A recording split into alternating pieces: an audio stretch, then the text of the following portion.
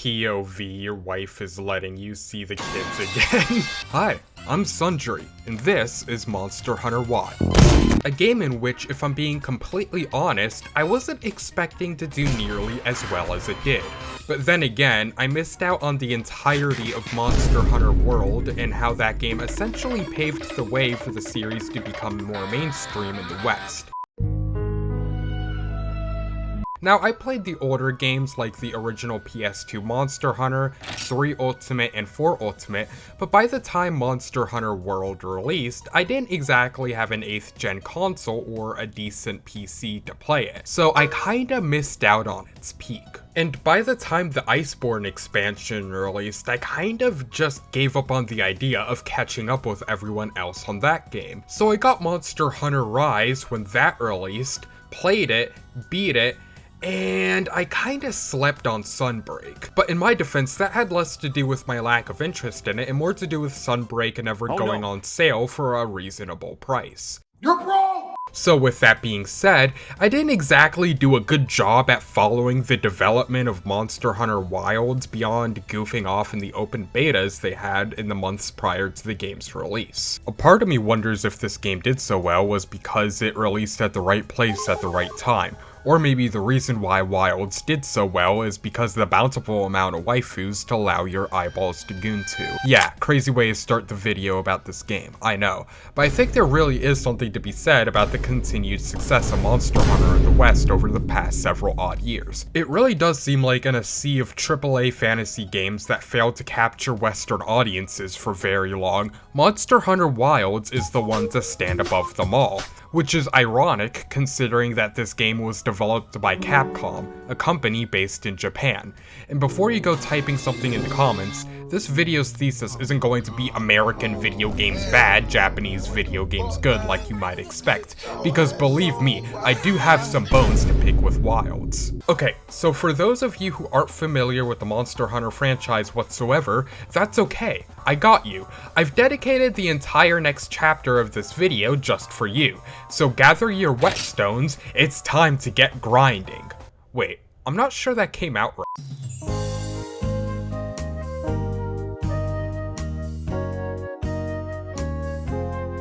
So at its core, Monster Hunter is a fantasy action RPG franchise developed by Capcom that's typically notable for the story being put on the back seat for the gameplay, the different and various weapon types to mess around with that completely change the way you fight, the multiplayer and community aspect, the vast roster of monsters to hunt, and lastly, the absolute amount of weapons and cosmetics that come from hunting said monsters and gathering resources from around the map, like picking up bones off the ground or rocks that have some crystals poking out.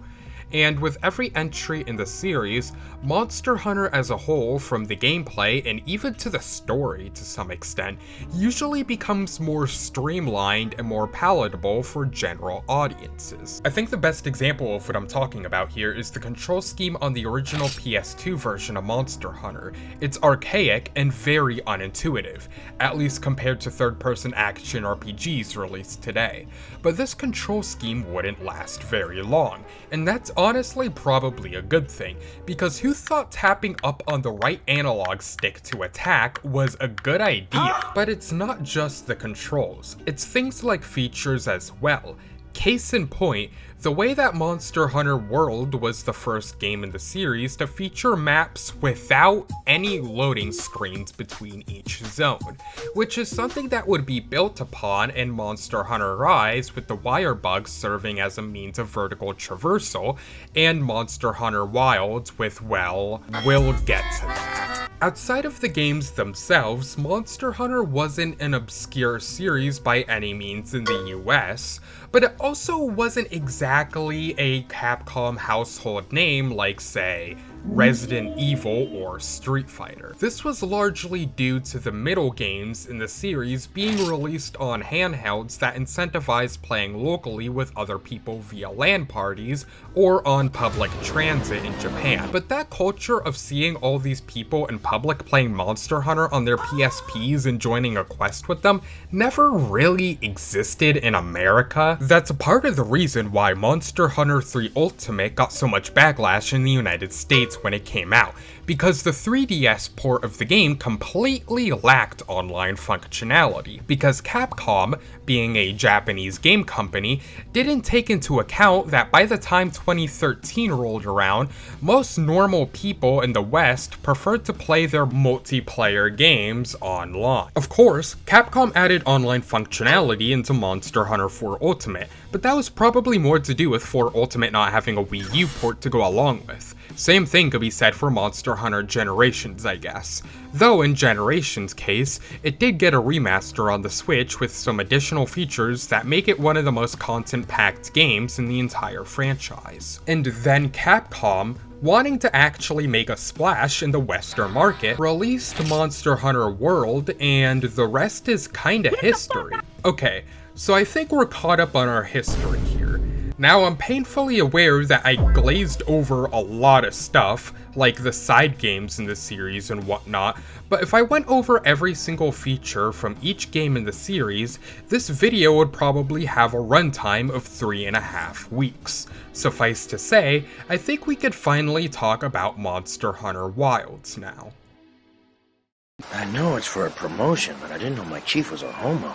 And there's a lot of things that Monster Hunter Wilds has going for it. So much so that despite having well over 100 hours into it across save files, there's still going to be a lot of little things about Monster Hunter Wilds that I'm just going to outright not include in this video, mainly due to me never finding out about them. For example, I've been playing this game basically since it released, and I just recently found out about the existence of the Death Stench armor set. This armor set that goes unfathomably hard, and I didn't even know that this content was in the game because it was hidden behind the prerequisite of having just the right obscure item in order to craft the armor set in the first place. I love this. Now, of course, if you played any past Monster Hunter game, you know that this progression system is nothing new. As I vaguely implied earlier on, you don't level up your character in Monster Hunter games so much as you level up the quality and stats of whatever weapons and armor they have. Well, no shit. With consumable items and meals serving as a temporary buff. So you might be asking yourself, how does this tie back into the armor set you mentioned earlier? Well, imagine the example I gave you of me discovering this brand new armor set because I had one rare item to craft with, and copy and paste that feeling with every single armor set and weapon that's in the game. And being a Monster Hunter game, there's a truckload of weapons and cosmetics, and I will absolutely gorge myself on the sense of gratification until I remember that I haven't eaten in over 24 hours. If you don't know, layered armor is essentially Monster Hunter's transmog system, and would you look at that, a AAA game in 2025 where you could pick and choose the exact pigment of certain parts that your armor has, unlike some other game that absolutely makes you pay for things as basic as colors? Holy, I wonder what kind of game company would do that. My only nitpick with customization in Wilds overall is the lack of any more classic looking hairstyles that have been in Monster Hunter games for generations. Pun intended. I mean, one of the only hairstyles selectable to me that screams classic Monster Hunter is this big poofy ponytail samurai looking style that isn't even in the base game. It's just some DLC content that I had to buy for a few bucks. And I'm bringing this up because in past Monster Hunter games, I felt like it was relatively easy to find some kind of hairstyle to match, well, my style. And I don't really think that's all that hard to do. No, seriously, just toss in some Dante-looking shit like you did with the last 2 games and it should be alright. Honestly, this is kind of a non-issue though, since if the past is anything to go by, Wilds is most likely going to get more hairstyle options as DLC in the future, which unfortunately can't be said for another Capcom game that involves making a character.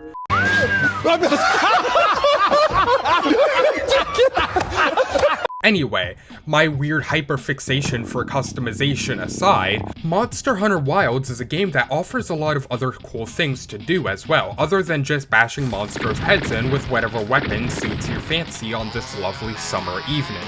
Take, for example, fishing. The butt end of every joke by millennial game reviewers 10 years ago.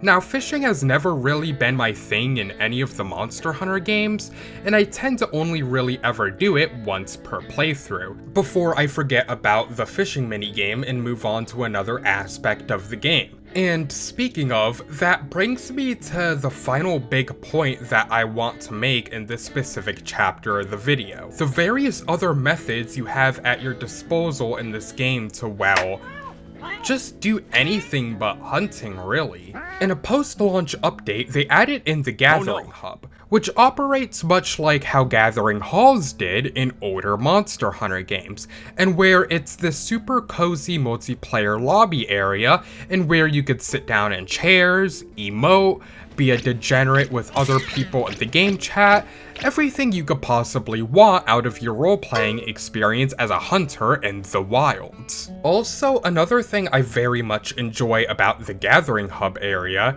is that consuming a meal from here is often more cost-effective than gathering the ingredients to cook your own meal yourself. I'm only mentioning this because there's a citation note that I have here that simply states, March 28th, in the post-game now, ran out of ingredients to make the meals better for the hunter, resorting to rations. So yeah, in layman's terms, the Gathering Hub meal area is definitely alleviated the problem of having to grind to make food, which may seem like a game shooting its own gameplay loop in the foot, but considering how much other content there is to sink your teeth into in this game, I see it as a quality of life time saver more than anything else. So for that, thanks, game. Fuck me with a cactus sideways, goddammit.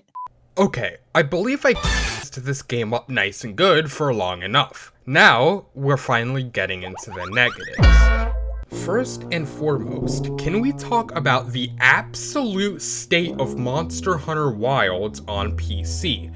Now look, I could only wish to have a computer beefy enough to even install this thing without nuking reality itself. But I think there really is something to be said for the system requirements and how unfathomably unreasonable they are for the average person with a PC that was made like 3 to 4 years ago. I'm sorry, I didn't know that I needed the best CPU and GPU on the market to run a game that looks like it's smeared in Vaseline if you want to get a decent frame rate, and this isn't even something that frustrates me specifically on Monster Hunter Wilds. It's just a trend that I've been seeing recently in modern gaming that I really, really hate. This uptick in AAA games releasing that slowly make your GPU more and more obsolete by the day, until next thing you know, it's like, oh, what's that? You have an RTX Gigashit 2060? Well, too bad, bucko. The latest triple slop game requires you to spend hundreds of dollars on a newer GPU just for the lovely privilege of paying an extra $70 for the game itself. Wow, I feel so blessed for this privilege. Thanks, Reddit! And speaking of $70, do you guys remember when like $70 used to be this controversial thing? Now Nintendo started the trend of making $80 to $90 games, and I guess we're all just like numb to it now? Like, what reality are we living in? Okay, fine, I'm getting off topic. Despite the arguments I've just made, I've actually never really been too much of a graphics snob anyway, so I'll just tap the sign here and move on. Funny enough though, I saw all of the PC ports woes coming from miles away before the game even released. I'm probably one of the last remaining people who remember what Monster Hunter World was like when the game first got released on PC, but from what I recall, that game dropped in an arguably more broken state than Wilds. So basically, this is my roundabout way of explaining why all of the footage you've been seeing from this game has been shot off of an Xbox Series X, with the performance settings turned on and the frame rate left uncapped. It sucks that I have to play this game on console though, because I don't have access to any mods, like the mod that allows you to have infinite character creation vouchers, because yes, Capcom is still upcharging you if you want to recustomize your hunter, and this PC mod on screen here is pretty much the only workaround for that. And honestly, the prices of some of the microtransactions here seem a little steep to me. I don't know, maybe if they were on sale, I'd think about picking them up, but that's a massive maybe. Alright, aside from all of the microtransaction related stuff, here's something that I'm not sure can be fixed about Wild so easily, and that's essentially how much sitting down and listening to people talking you'll be doing all throughout low rank. For those who don't know, the low rank quests are where the main bulk of the lore dumps occur, not just in this game, but in some of the past Monster Hunter games as well.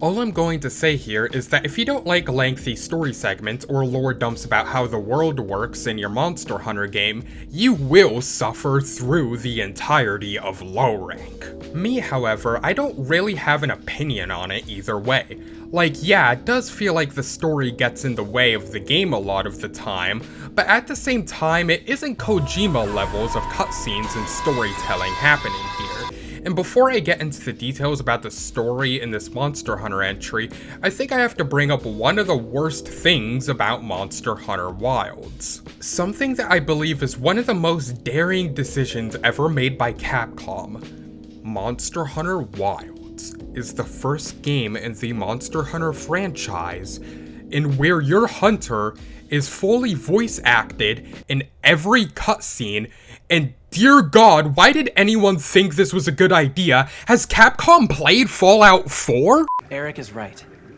which is why we intend to investigate the cause. Impressive. Thanks. This is serious. This is serious. My name is Jeff. Like, yeah, sure, in the past Monster Hunter games, the most voice you would hear from your hunters is a few grunts, and in the last two games, they experimented with your hunter saying a few phrases during gameplay, but Wilds takes this idea of a fully voiced avatar to a whole new level, and I'm not sure I really like that, because it also means that during character creation, the amount of voices that are selectable get massively neutered to just 6 voice options because, let's be honest, voice acting is very hard work, and getting like 10 to 20 voice actors to all record hundreds of lines of dialogue, not even considering that they have to bring the Hunter voice actors back for the expansion DLC, I'd assume that's like a quarter of the game's budget already gone if that were to happen. So what we're left with is a high-pitched, medium-pitched, and deep-pitched voice option for both male and female,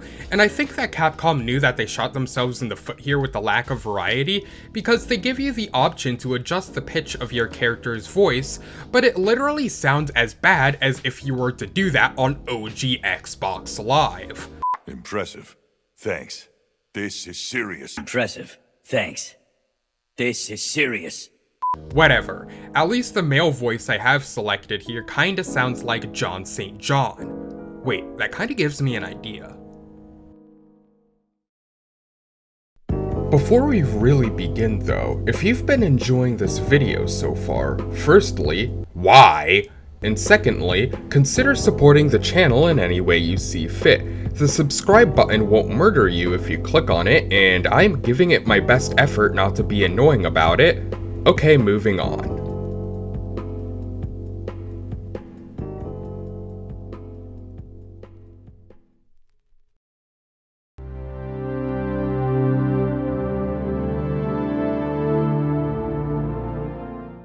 So let's discuss Monster Hunter Wilds' story and gameplay. Several months after the algorithm stopped caring. At this point, I'm sure this video's been in the oven for so long that you could taste the burnt crisp on the outside. So upon creating a new save file, the story begins with a dramatic scene in which we don't have a whole lot of context to as of yet.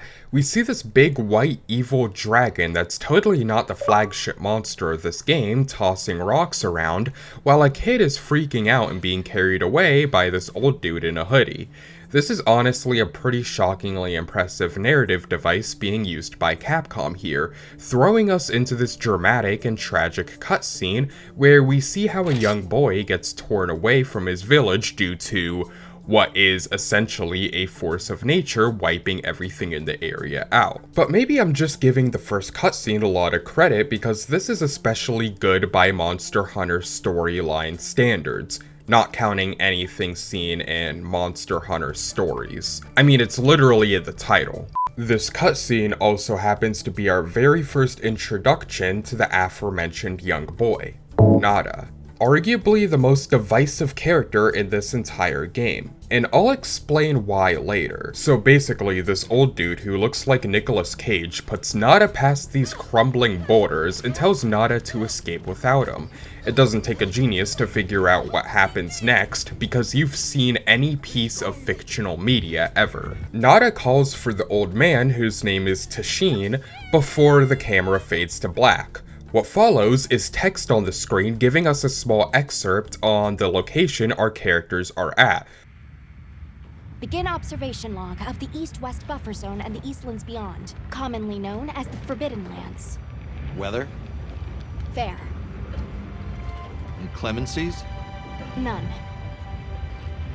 Visibility? Dust haze present. One small detail I like about this introduction to Alma is while she's talking to researcher Lur, we get this HUD pop up in the bottom right corner of the screen for a few seconds. If you don't know, this is how location transition notifications usually show up in-game, for whenever you go to one map to another, but that's a topic that we'll get to later. Alma spots Nada laid out flat on the likely fatally hot desert sands and decides to stop the ship to check on the lost kid. He's still breathing. Luarte. Luarte. It's an ancient language. Tend to him. Right. Oh, for those who don't know, that's Fabius, and no, I'm not pronouncing his name as Fabius because there's no letter E in Fabius. Anyway, he's the Ace Lancer dude from Monster Hunter 4 Ultimate. As we'll soon find out, this game is a big love letter to Monster Hunter 4 Ultimate, which hey, that's fine by me. Monster Hunter 4 Ultimate is my #1 Monster Hunter game, with this one being a close second. So while I need to do a retake already. So while Alma and Lur work to recover Nada, Fabius considers doing a more thorough investigation into the Forbidden Lands, and by proxy, why there was a person in a region named, you know, the Forbidden Lands. So they rescue Nada and sail off into the sunrise. Cue the ultra-modern cinematic title card drop as it fades to black, and finally, I'm sorry, I got so caught up in the opening moments of the game that I forgot that we hadn't created our character yet. Monster Hunter Wilds' character creator isn't perfect, but for what it is, it's the best character creator in the entire franchise. And that's saying a lot, considering that every game in the Monster Hunter franchise has had a pretty snazzy character creator, going all the way back to the original PS2 Monster Hunter.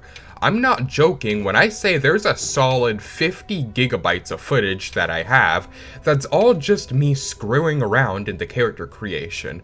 I think I might have said this at some point in one of my past videos, but for as long as I could remember, I've always had a massive soft spot for video games that allow me to fully customize my character and the like. Games that allow you to express yourself in whatever creative or personal ways that you see fit. Games where it's almost like the developers are giving you their pencil and saying, "Here you go, kid. we're sure you could design a better protagonist than we ever could. You can even adjust your character's bulkiness and muscle definition, which as far as I know is a first for the Monster Hunter franchise, since previous games only had one singular body type for both male and female characters. And no, the armor sets that act as a way to change your character's body type doesn't count. So remember when I mentioned earlier in the last chapter of the video when I mentioned that one of the male voices sounded like John St. John? Well, like I said then, that gave me an idea. Fuck yeah, we're absolutely going to go through this entire playthrough playing as Duke Nukem. Mostly because I thought it would be a funny joke for the video back when I originally recorded the footage that you're seeing here on. Actually, no. I'm not going to tell you the date that I recorded this footage on, because if I did, then you would think that I'm irresponsible. Which, fair enough, I guess. Beyond that, I'm not really sure what else there really is to say about the character creation here, but one particular nitpick I have is that the hair selection, at least in the base game, it leaves a lot to be desired. I know I talked about the hair in this game 2 chapters ago, but it really does suck that out of all of the hairstyles in the base game, none of them speak to me in any way. But like I said before, we're making Duke Nukem, so I don't think that should matter. Don't ask me why I made the palico the way it is.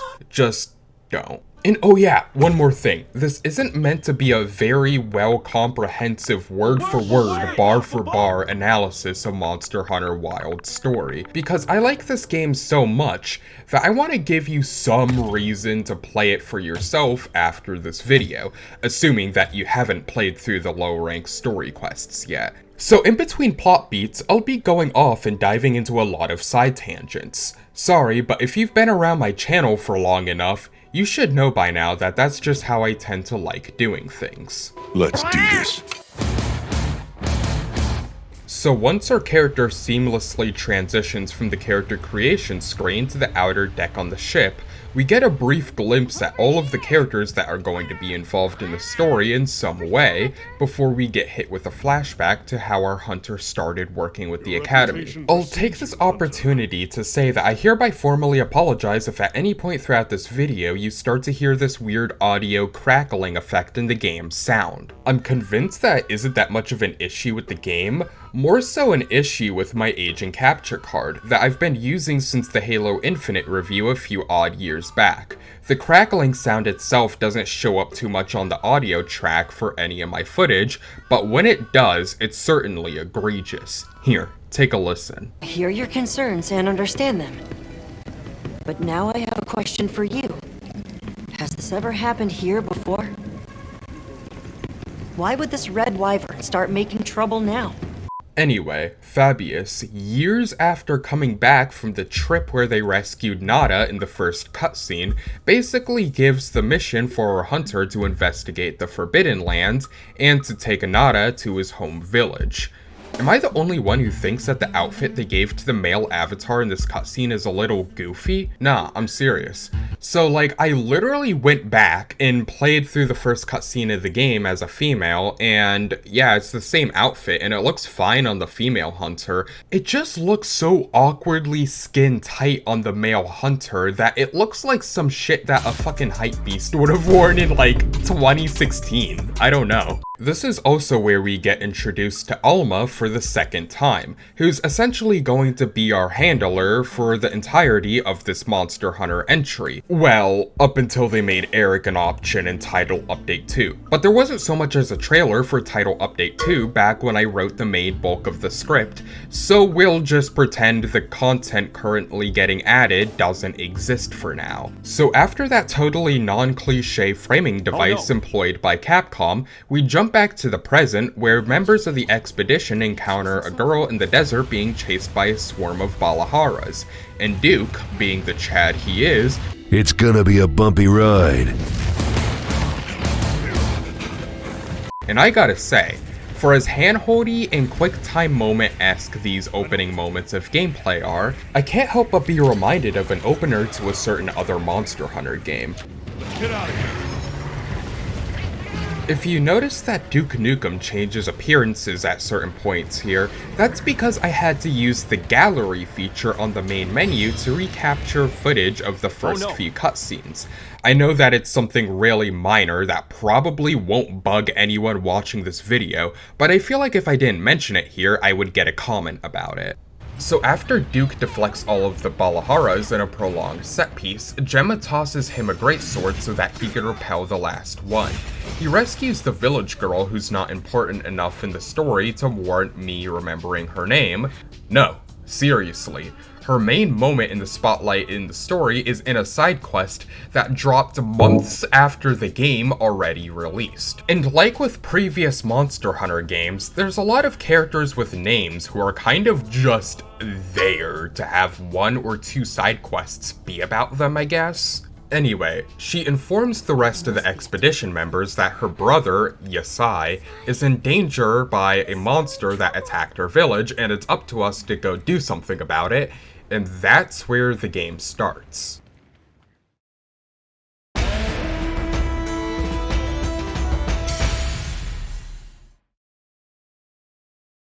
Now, I really don't mean to make it seem like that I don't care about the cutscenes in this game or anything.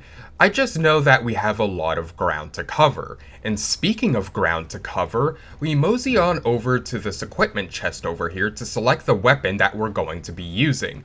The game gives us a brief introduction to weapon types, which is a conveniently perfect time to talk about my opinions on the weapon types in this game. Don't let what you've seen so far in this video fool you. Despite the fact that 90% of my gameplay footage involves me either using the light bowgun or the greatsword, I've spent time dabbling around and experimenting with almost every weapon type.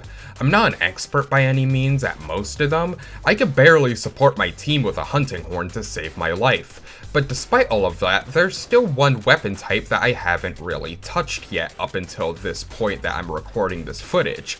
It's a weapon type that up until this point I had never really used in my entire 15+ year history playing the Monster Hunter franchise, and that is the Charge Blade. The Charge Blade is a weapon that had honestly never appealed to me at any point in the past.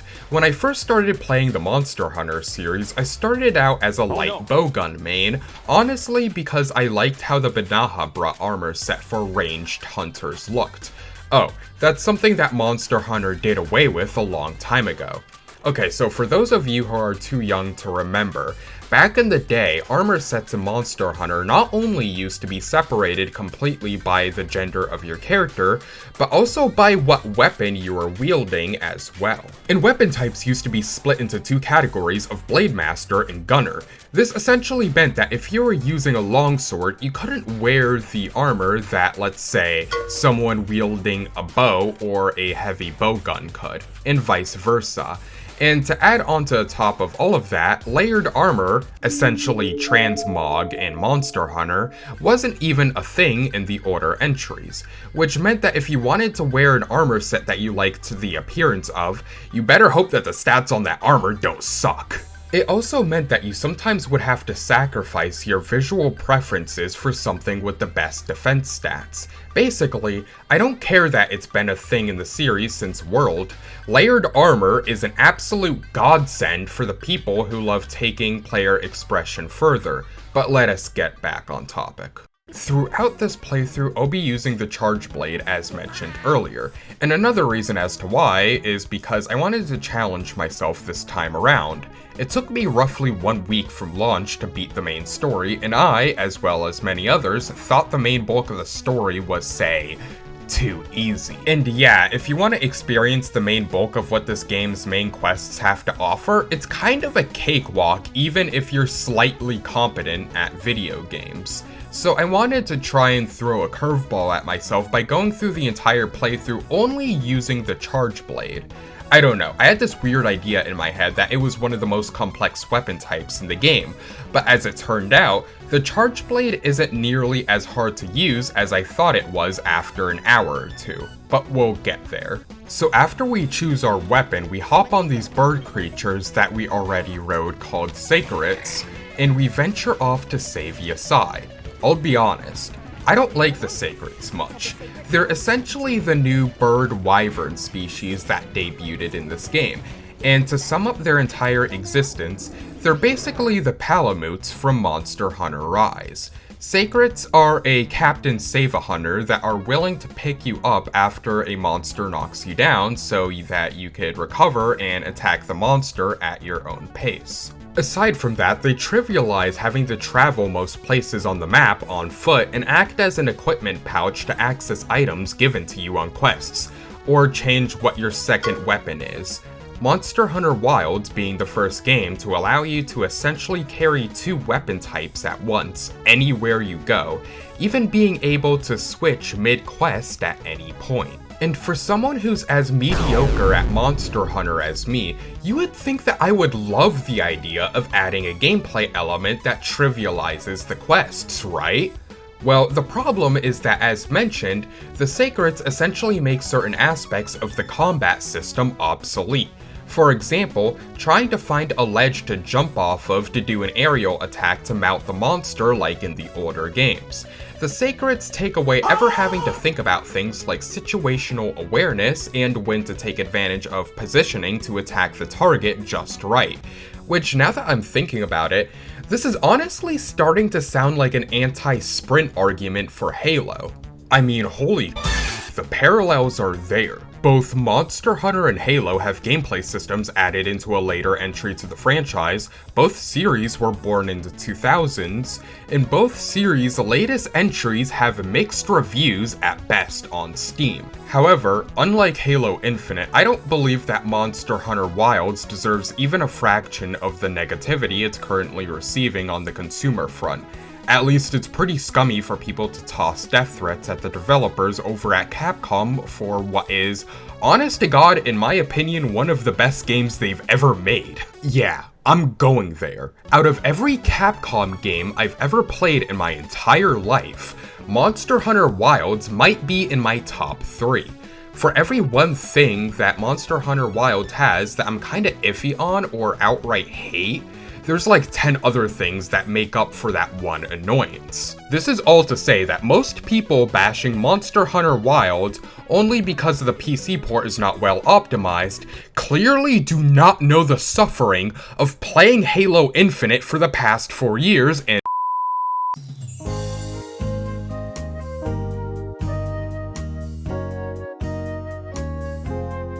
So once Duke and Alma make it over to this ledge, they spot Yasai on the verge of being the next victim of Pyrocynical's fat fetish and jump into action, starting the first hunt of the game.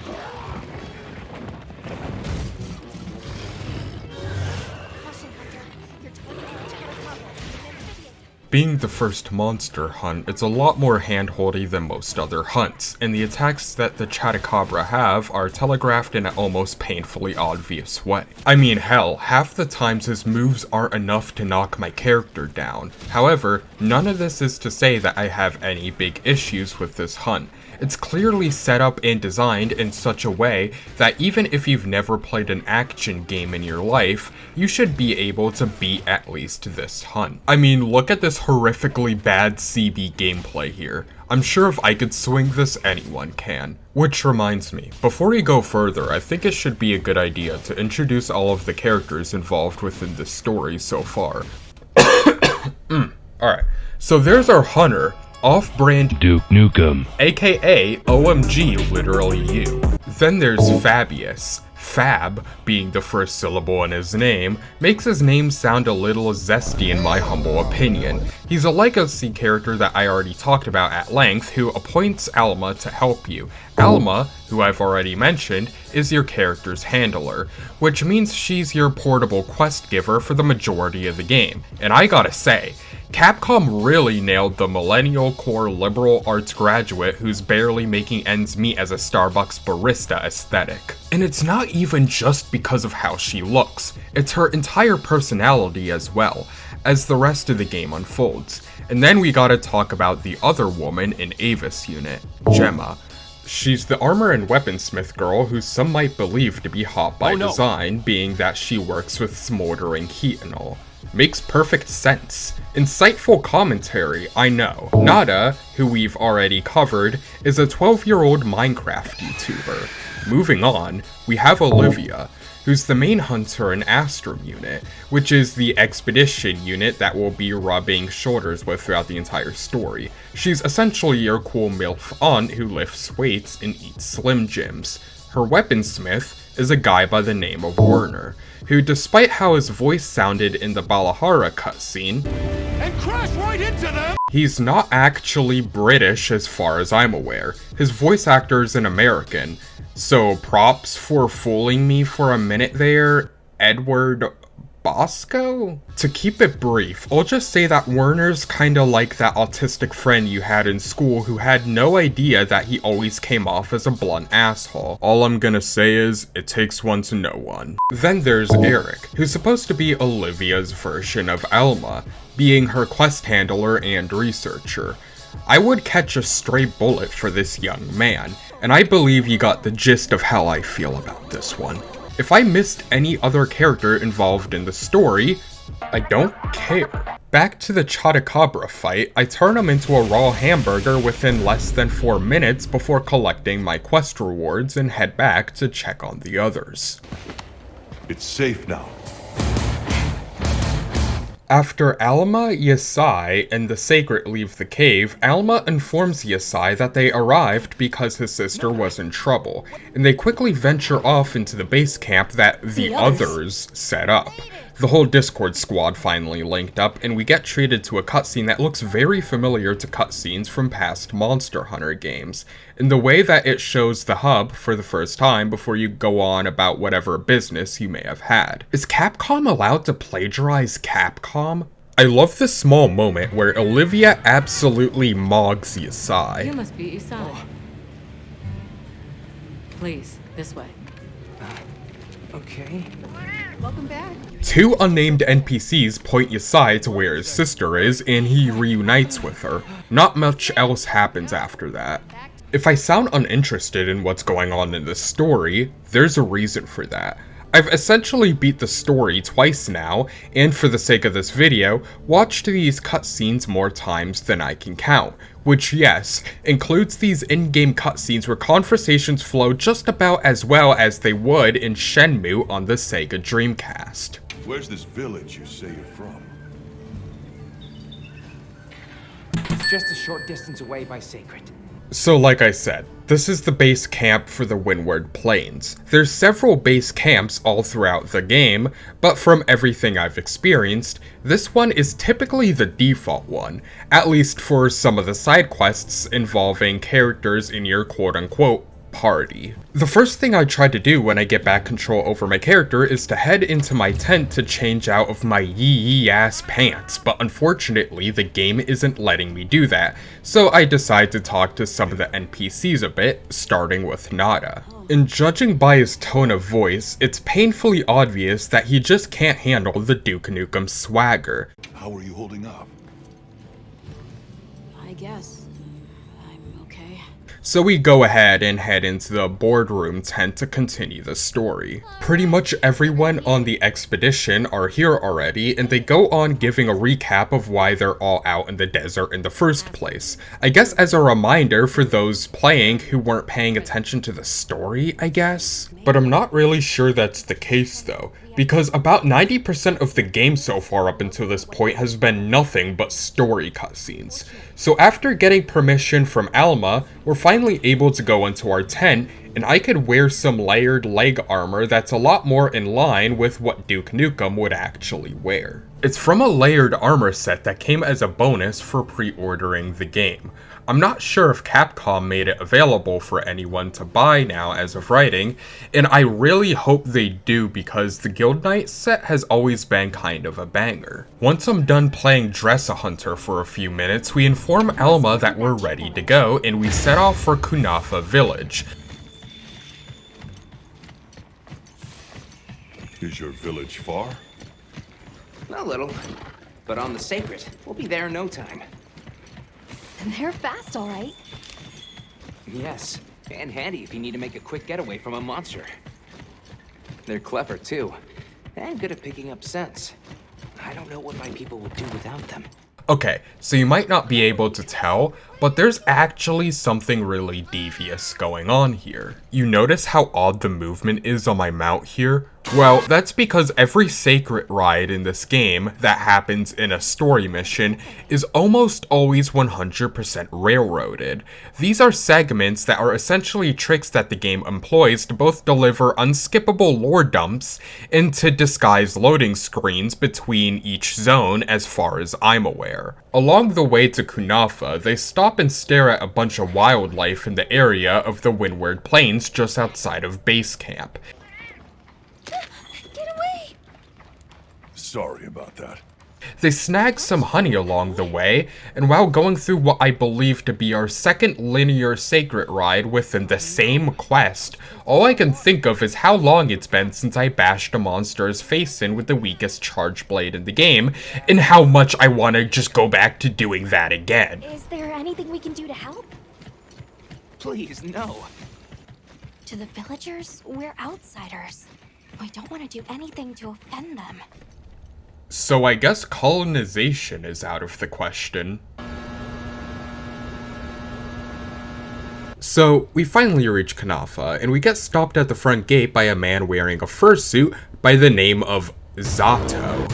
He rightfully tells Alma and Duke to basically get the fuck out and to return the sacreds back to his village. And I honestly find it really funny that this game is trying so hard to paint Zato as some kind of bad guy or an asshole for not accepting the members of Ava's unit into the village, when any sane person in Zato's shoes would do the same thing. I mean, hell, he even opens up by thanking us for rescuing Yasai. So after Duke and Alma just awkwardly shamble out of there, she gives Duke the order to slay 7 Balachi.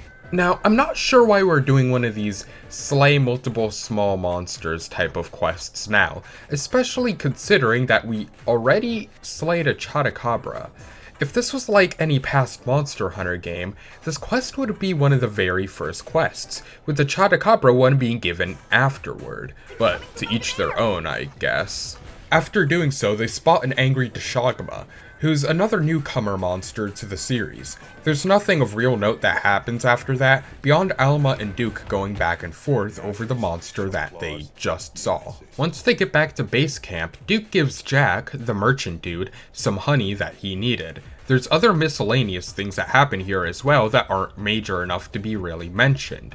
Except for Gemma, who makes you upgrade whatever weapon of your choosing. All I see this as is more tutorials placed to help those out who've never played a AAA game within the past 15 years. Once Alma starts worrying about the support team being late, a perfectly timed SOS signal gets fired off in the distance.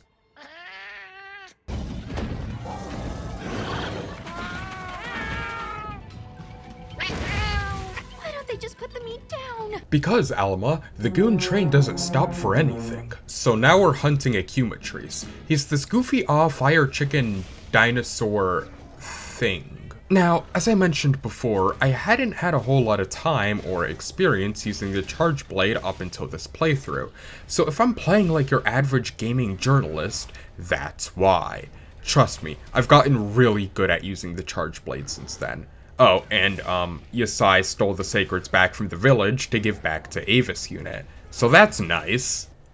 So, we chase the ʀᴇɪᴱᴇ back to this enclosed area on the map and keep whacking it with my hard metal rod until it dies. Afterward, we carve the monster like deranged feral humans that we are, and the fun part of the quest ends there. Oh, and the support team made it to base camp safely. Can I ask why you came back? I thought you might need these sacred. Are you sure? We don't want to burden your village. They belong with you. And one more thing. Notice how I'm skipping the dialogue right after they speak to speed up the awkward pauses between voice lines. So, with Zato gone from Kunafa village, Yasai offers Alma and the others to visit again, and well, they visit again. This time actually being able to go into the village.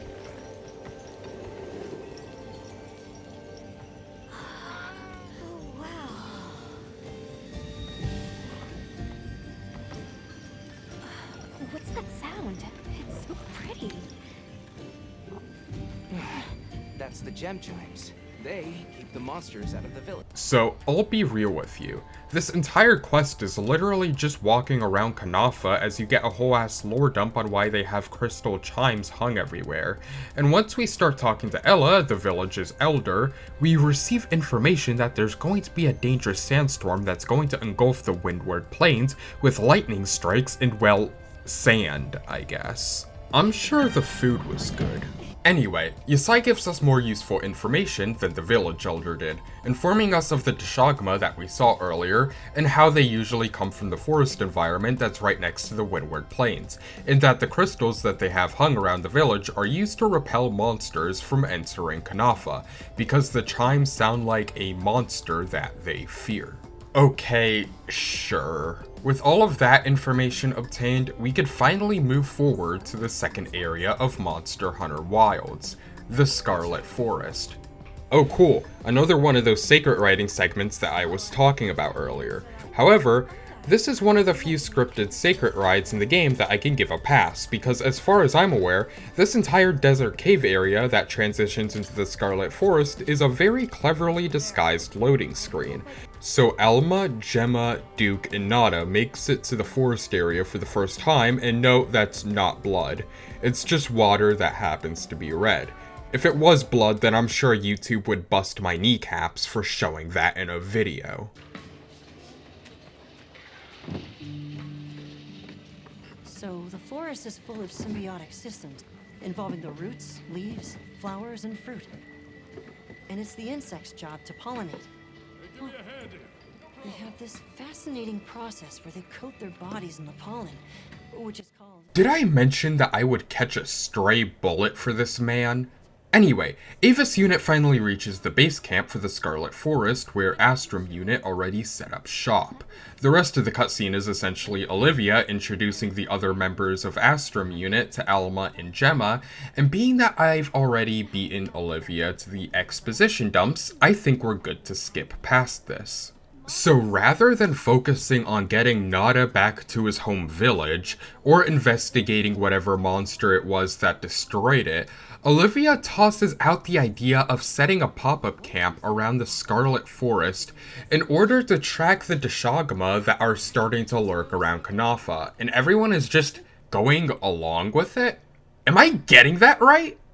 Or decaying plant matter could cause a color change, although that wouldn't explain a red this bright.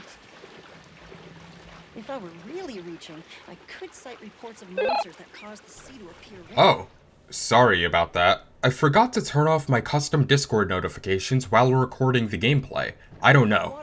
I'm sure there's a saying about happy little accidents that could fit well with that. And speaking of happy little accidents, it seems like Eric got a little too lost in the sauce of discovering a monster nearby that we haven't seen yet. I knew it. Definitely a ʀᴇɪᴱᴄ.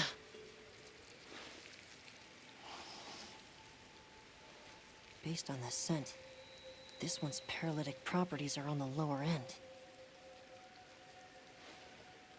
What follows is a shift in tone, where the others in the group freak out upon realizing that Eric went missing, only to find him knocked out and wrapped up in this freakishly large spider's domain.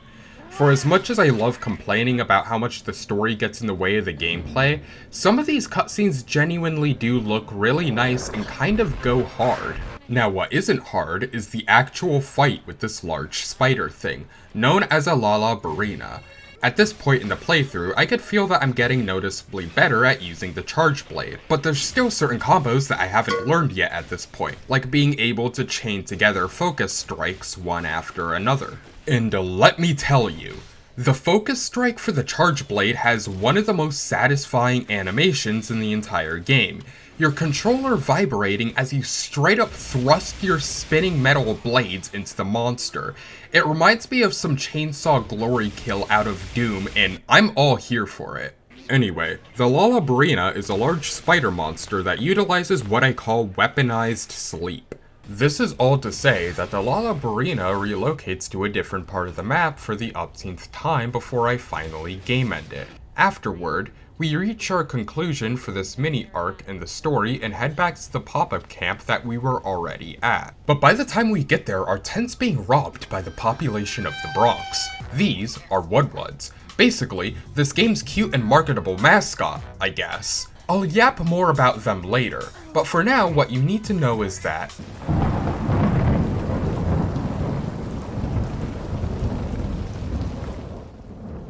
oh, well that's just fuck.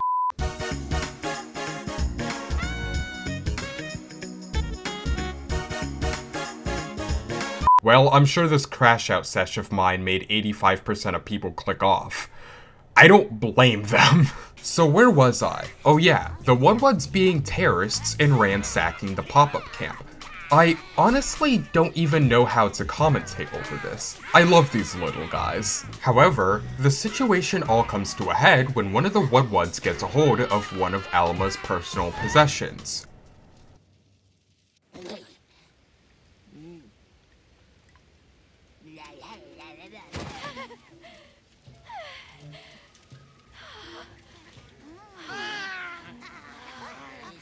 My baby! Do whatever they say! Holy fuck. I think that's probably the most emotion that Alma has ever shown during her entire time on screen so far, and the fact that it's over some small stone sculpture is just really funny to me. I don't know, maybe we'll learn in a future title update or in a future expansion that it has some ultra tragic or deep backstory behind it. I don't know. Let's follow them. I'm sure they're harmless. Or I hope so. Haha! Grovel and feel humblings, for this is our great ʀᴇɪᴱᴇ. ʀᴇɪᴱ, our city. So we go ahead to talk to Plum Peach, who I'm assuming is the tribe leader of the Woodwoods in the Scarlet Forest. I know it's a small thing, but I really love the dynamic camera work in this cutscene where Alma and the Woodwood are talking. I like how the camera starts shaking slightly when Alma asks for our pop-up camp back, creating this ambient tension in the cutscene that otherwise wouldn't really be there. And speaking of which, I suppose now is as good a time as ever to discuss what pop-up camps even are. Let's take a quick diversion to do just that. Now, I'll be real, I'm a little hesitant to describe Monster Hunter Wilds as the first game in the franchise to have pop-up camps or a system like it. Because, as I mentioned earlier on in the video, I barely played Monster Hunter World, and the last time I legitimately played Monster Hunter Rise, it was so long ago that my experience with that game is a complete unmemorable blur to me. Also, the Monster Hunter Rise footage I've been using for this video is shot days after I literally just said that, so moot point on my end, I guess. Pop-up camps essentially operate as tiny but fragile hubs and where you could restock on any items, change out your equipment and weapons, and essentially do most of the things that you do in the tent at base camp.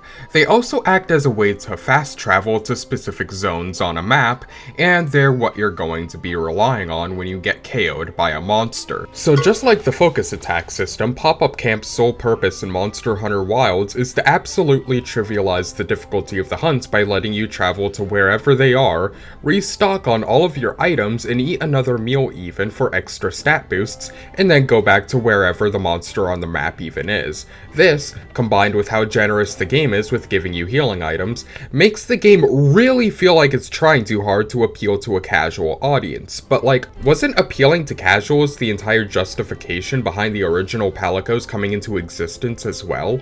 But here's the insane thing. Despite all of the points I've just listed off that I framed as being negatives, I actually love pop-up camps. Even if everything I said about them is true, there's just something about carving out your own little slice of paradise in the Forbidden Lands and making it your own. And yes, I'm referring to customization.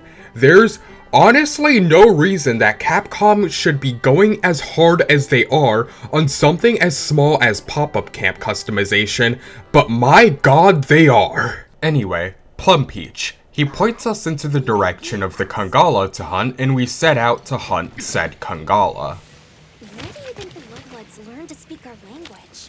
They have a very colorful vocabulary. Yeah, I'm sure they do. So we find the Kangala, and I'm not going to talk over this much. This is honest to God the funniest cutscene in the game.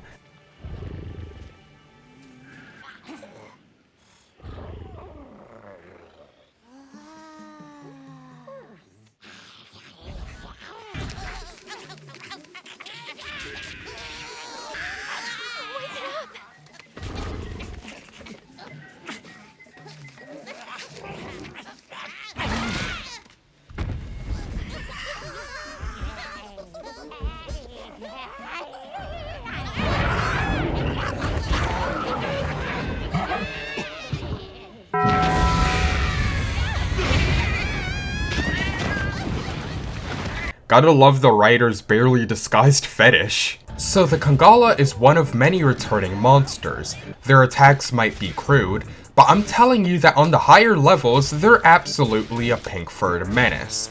They were introduced in Monster Hunter 2, a game that was Japanese exclusive, but I didn't first fight them until Monster Hunter 4 Ultimate. Yet another connection between Monster Hunter 4 Ultimate and Monster Hunter Wilds. Their most used attack is basically weaponized and that, combined with the Kangala's Stench Blast, causes a status effect where parts of your inventory get disabled, so you have to do what most Smash players don't do, and use the deodorant item. Other than that, there's really not much else to say. The pink funny Yif monkey was pretty easy to take down. What kind of sick motherfucker picks up wet feces?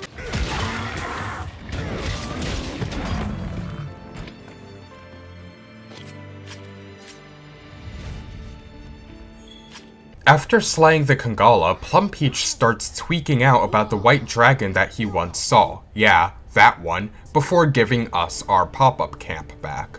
Okay, so moving forward, I am going to be really glossing over the story elements that don't matter, and focusing on each monster hunt. The reason for this is because there's just too many plot points throughout the lower rank quests that honestly easily could have been trimmed from the game entirely and have absolutely nothing to do with the main plot. Main plot meaning getting Nada back to his home village and killing whatever mysterious white dragon is out there. I mean, for the comments that are probably gonna get mad about this decision I'm making, listen, I'd love to sit here and discuss the complexities of a character like Roscoe, who's basically Capcom's attempt at copying Preston Garvey from Fallout 4. Now that base camp is up and running, little problems are cropping up left and right. Another settlement has sent word that they need our help.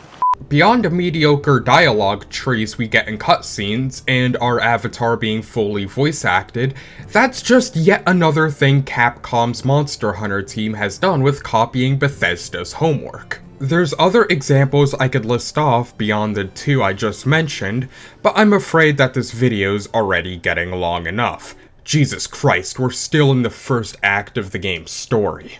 Alright, fast forward through all this fucking bull. So now Duke Nukem and Alma are heading back to the campsite, only to come across the same pack of Deshagma from that one cutscene, before an alpha Deshagma starts rolling in and mogs every smaller Deshagma out of the area.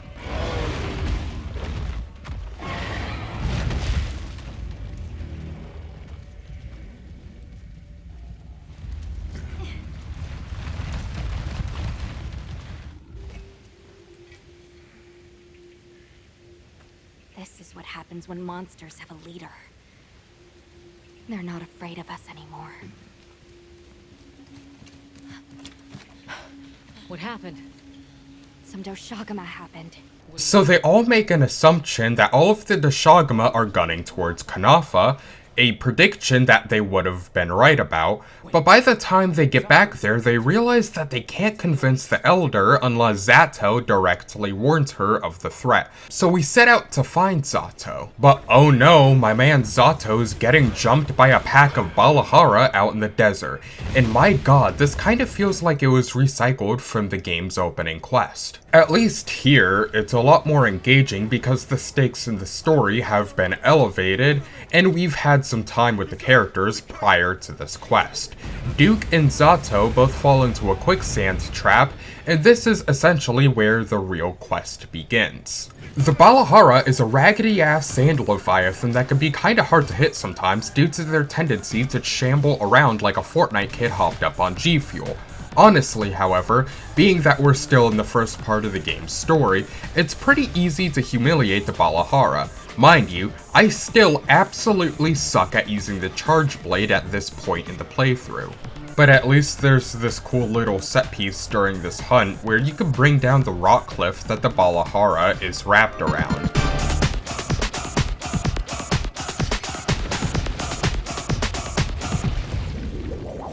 I feel like it should have done more damage though. Anyway, I annihilate him further and the quest ends.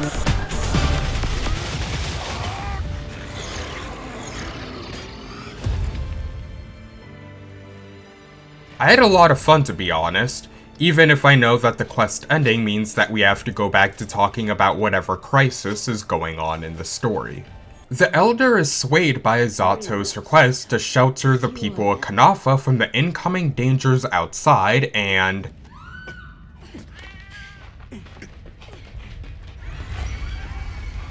that ended about as well as I expected. So now the whole village is in disarray from the ʀᴅᴄ invasion, and it's up to Duke Nukem to save Nada, and honestly what I believe to be one of the better cutscenes that this game has.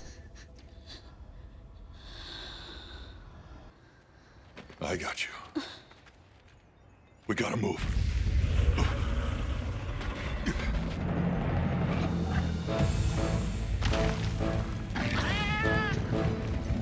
Yeah, let's give him a headache.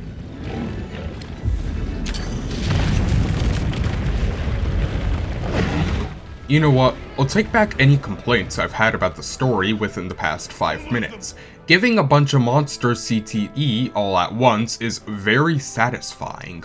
We encounter the Alpha ʀᴅᴄ out in the desert, and he doesn't seem too happy about what I did to his friends a few moments back. Understandable, honestly.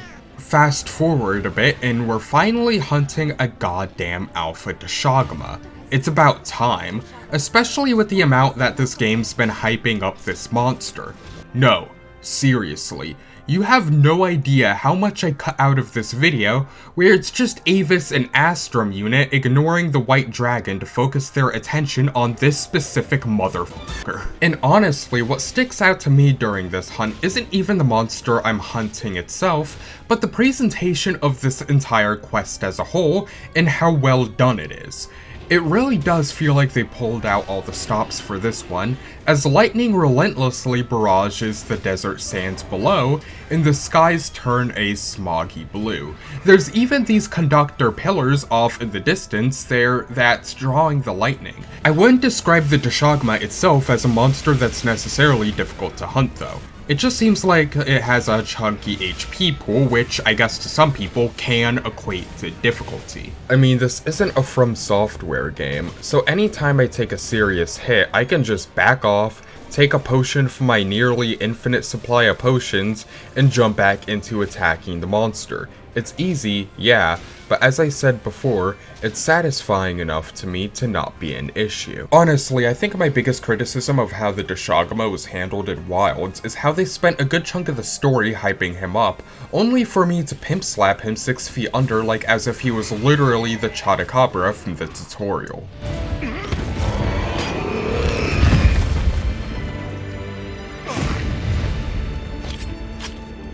The sandstorm. Once the ʀᴅᴄ is slayed, the clouds finally part to reveal the skies above once more, and we head back to Kanafa to check on the others. But the clouds parting indicates something beyond the quest we completed.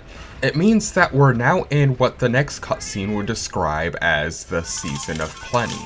Okay, quick rundown for those who don't know. Monster Hunter Wilds is the first game in the series to introduce a seasons mechanic, alongside your usual day and night cycle. However, they're not the usual 4 seasons that you would think they are. They mainly just serve to change the environment slightly and to add resources that dynamically appear and disappear on the map depending on what time of day or season in whatever area of the world you're at. But for now, we have to return back to Kunafa to link up with the others.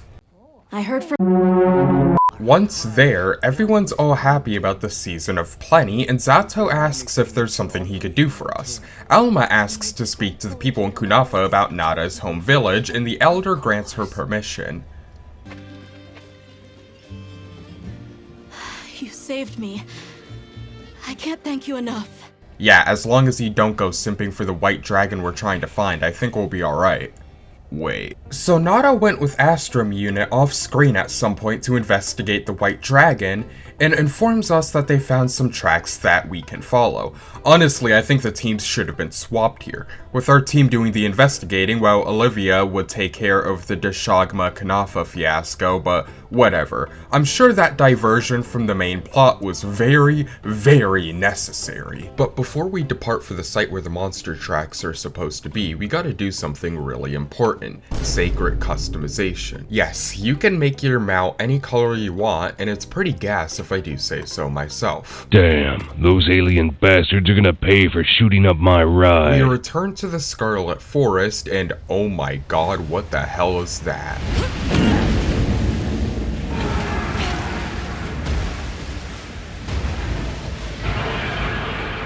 Nata! No, that's not the monster! This is its territory, and we're intruders.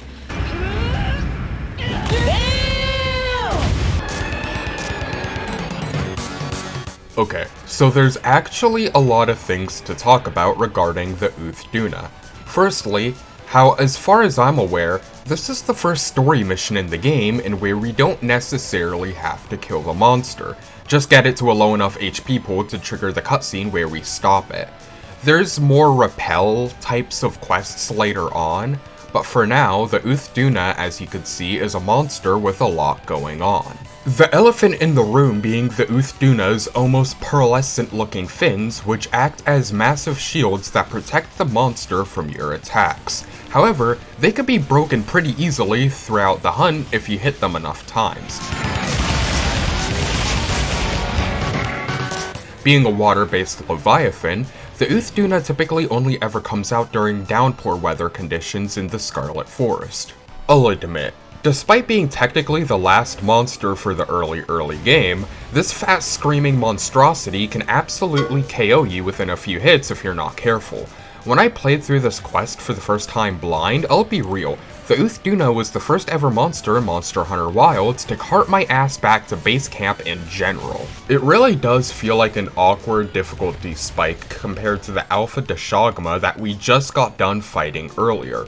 Not to mention how we had several cutscenes and story moments hyping up the ʀᴇɪᴱᴇʀᴛ, while with the ʀᴇɪᴛ, all we essentially get is one story cutscene where Olivia does a cool thing, and that's about it. The more I look into the discrepancies between how certain monsters are treated in the story over others, the more fascinated I am about what Capcom's strategy is in choosing to prioritize one monster in the story over another. To tell you the truth, the ʀᴇɪᴛ fight is something that I learned to appreciate in hindsight, and like with the ʀᴇɪᴱᴇʀᴛ hunt, I love the stage it's set in. I think it's more of an area on the map, but whatever. So once we get it off of our backs, Olivia sets off an SOS flare and we decide to leave. Probably the smartest thing we've done up until this point. That's when, for the first time since the very start of the game, we finally see the white dragon again, this time strangling whatever is left of the ʀᴇɪᴱᴇʀᴛ.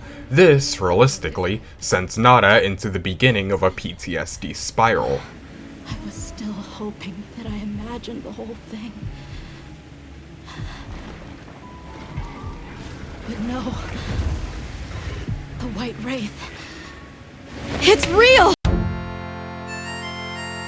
and you know what? I appreciate that they had the balls to put a scene with this much tension in a Monster Hunter game. Nada's conflicted emotions towards the white dragon are completely valid, and even if they weren't, he has the benefit of the doubt of being a literal 12-year-old, assuming that he is 12 at this point in the story because Capcom never gave him a canonical age. The scene continues with the rest of the party wanting to head back to base camp while Eric and Olivia stay back to investigate why the white dragon killed the ʀᴇɪᴱᴇ. In layman's terms, an opportunity to actually carve the ʀᴇɪᴱᴇ that's no longer alive. Back at base camp, Alma and the others do yet another quick recap of all of the main events in the story up until this point before the quest just ends. Unit will investigate here a bit longer.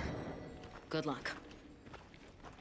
After 10 minutes of me running around base camp and doing things that will probably bore you, like checking my current stats and items, then we finally set out to the ʀᴇɪᴱᴇ hideout for potentially more answers. On our way there, we have yet another Sacred Ride, and okay, I guess I gotta wheel in that one tweet again about OG Halo 3's graphics, because there's certain sections of this Sacred Ride that not only look muddy, but genuinely feels rough to play, even if it doesn't look like it at first glance. I'm running this all with performance settings maxed out.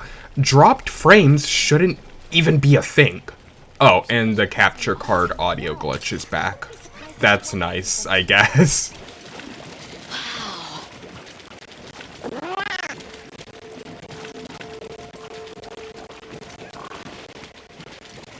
So, we finally get to their hideout only to find out that they know basically nothing about the current whereabouts of the white dragon.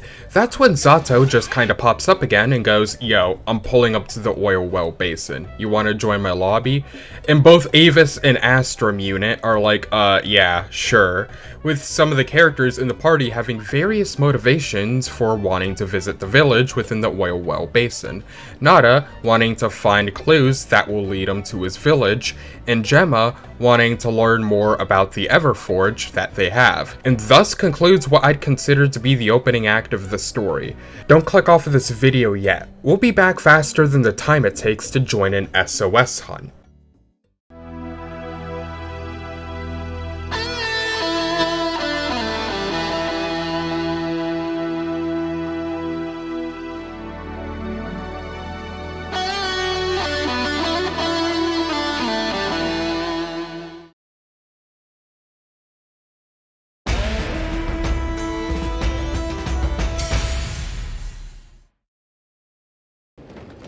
The people call it the oil well basin. As the name suggests, oil wells up here during one season and then burns in a raging fire the next.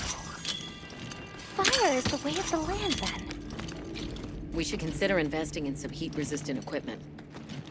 Can't argue with that. Hey, here's a drinking game that absolutely nobody should try. Take a shot every time I've said the term Sacred Ride throughout this entire video, because yet again, we have another one as we roll into Azuz, which is the name of the village in the oil well basin. Once there, our party meets up with the people of Azuz, and it's kinda like a repeat of the cutscene where they enter Kanafa for the first time, except this time with some added teenage angst. Just forget it, boss! I hate you!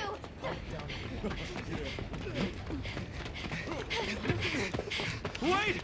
I'm coming with you! I hope we didn't come at a bad time. The girl, she is one of the oil folk. I hope it's nothing serious. Goes without saying, but she's one of those characters that if you were to cut out of the main plot, the story really wouldn't change that much. That being said, we go ahead to talk to UDRA and quickly learn that the girl we saw was heading to a dangerous part of the basin to gather materials for the Fire Spring Festival, which is the game's excuse for us to hunt our first monster in this new area, which is a monster that I can't really take seriously due to me thinking about Pyrocynical's inflation fetish. I've used that joke already, I know. The Ʀᴇɪᴱᴇ is a brute wyvern that favors swampy terrain. The gas it stores up and expels has poison and explosive properties. Stay clear of it.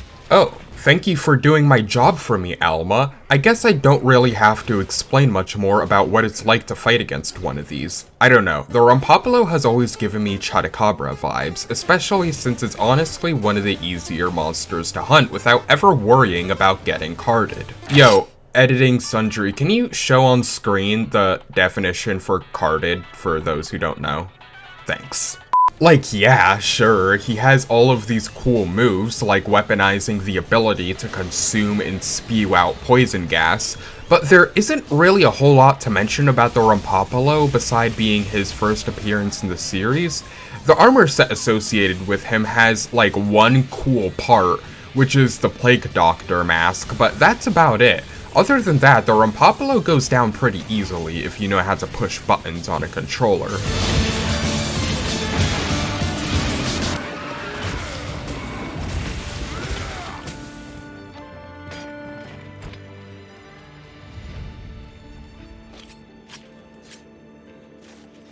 So after all of that, they rescue both Maki and I refuse to pronounce that name because I feel like I'm going to butcher it like I did in that one video. Great apes! They start to get really worked up when the fire spring is about to happen. Huh? And basically they reunite them with everyone else back in the village. Man, I really can't be bothered to care about this entire Fire Spring Festival arc going on, so, okay. They try to set up the big ol' furnace thing, but surprise, surprise, it stops working at the last second. Nothing! Chief, what is this? The fire spring. Has it forsaken us? How can this be? The fire spring never fails to come. Never fails to come. So I guess having a high libido is common among Azu's villagers. So before we can even pursue the culprit of whatever's wrong with the Everforge, we quickly learn that another sand tide hit the Windward Plains. So everyone heads all the way back, only to encounter the White Dragon clashing against a thunder-based dragon that we've yet to see. I hope you guys love seeing fictional children crashing out over the possibility of everyone they knew being dead, because that's kinda where the story's headed. You can't! Why? Why did it attack us? Did we do something wrong? There must be a reason, right? You're a hunter. You've got a weapon, and you do nothing? Give it to me, and I'll...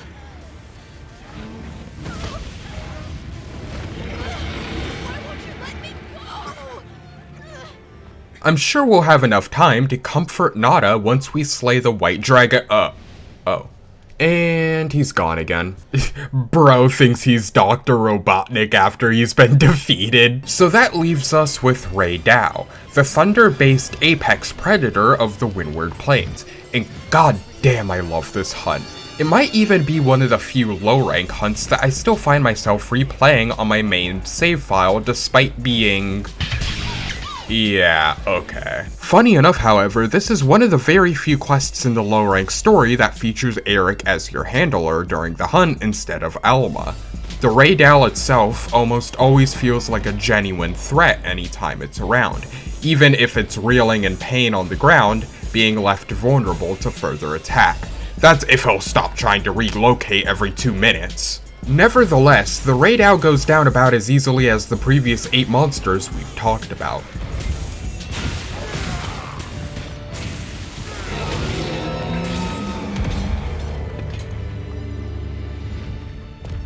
Well done! Phew, that was one heck of a monster. Should we go find the others? They should still be at the pop-up camp. And after hunting the ʀᴄ, we meet back up with the others and we talk for a bit with Alma about Nada's... How is he? He's calmed down. Says he'd rather be alone. It's the first time I've seen him this upset. Poor kid. Thing going on, before Gemma arrives and informs us that she found something interesting. So we descend further into the, wherever the hell we are, before Ava's unit ruminates on why this portion of the land spine is glowing but the one they saw in Azu's wasn't. Just before they're able to leave, the land spine suddenly stops glowing. Huh. Stopped glowing.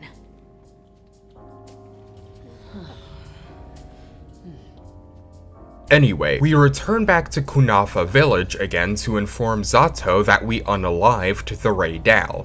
And he's a total bro about it too, and gushes over how much of a cool and handsome and based person you are for saving his village. I do not have the words to thank you for what you have done. And there's just something about that makes me feel all giddy inside. I honestly like Zato a lot, and wouldn't mind having him as a post-launch handler like what they did with Eric. Or even create an entire story arc around him learning to be a hunter, with him eventually being available as a support hunter on your quests. Just tossing out ideas here for Capcom is all I'm really doing. So with our business in the Windward Plains settled for now, we return back to the oil well basin to inform Werner of the glowing land spine that we just saw. Sorry, who are you again? I'm busy. He remains suspiciously defensive about his findings he discovered while you were gone. I would summarize more of the interaction here, but I accidentally skipped some of the dialogue while recording, because goddamn, even I was growing impatient with where the story was going at this point. So we're doing another unskippable sacred ride for I genuinely stopped keeping count 3 sacred rides ago, until finally we reach the underpass that connects the oil well basin to the ice shard cliffs. Nada, feeling more confident than ever from his recognizing of the land spine area we're in, points towards the direction that he had once fled his village from, so we depart. We finally made it. The Keeper's village should be right through there. I'm ready to go home. Well then, let's hurry. Okay. Thank you for everything. I hope you're sure about this. Be careful. I really like the ominous yet hopeful background music that was used in this cutscene. I don't know, it was something that just stuck out to me. You said this was ice? It wasn't here last time. But this is the way to your village. Yeah, I'm sure of it. I remember getting lost here. Why? We were so close! Take it easy. It must have frozen over in the past few years. Hey, we should bundle up. Why don't we set up camp? So we make an attempt to leave the Ice Shard Cliffs tunnel area before encountering a Wudwud.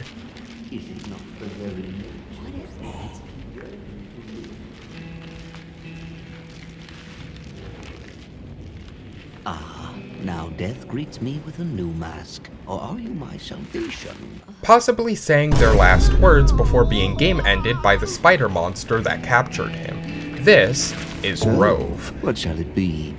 Should I leave it to fate? No! We're gonna save you! This is clearly a job for the guild.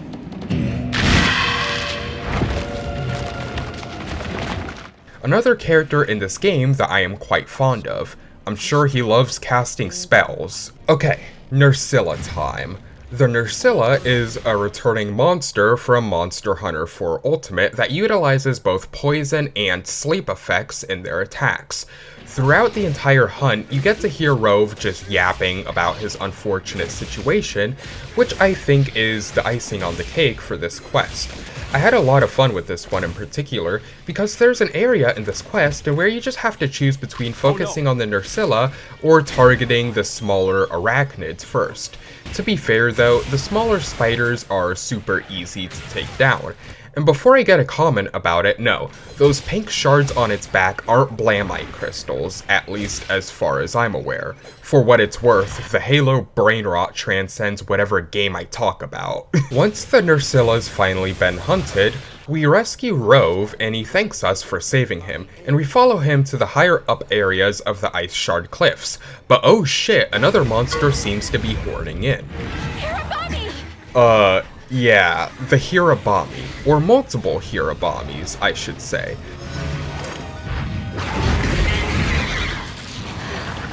Is it wiser to use a needle to fight, or to hide it in a haystack? Hiding in the haystack! Then follow me.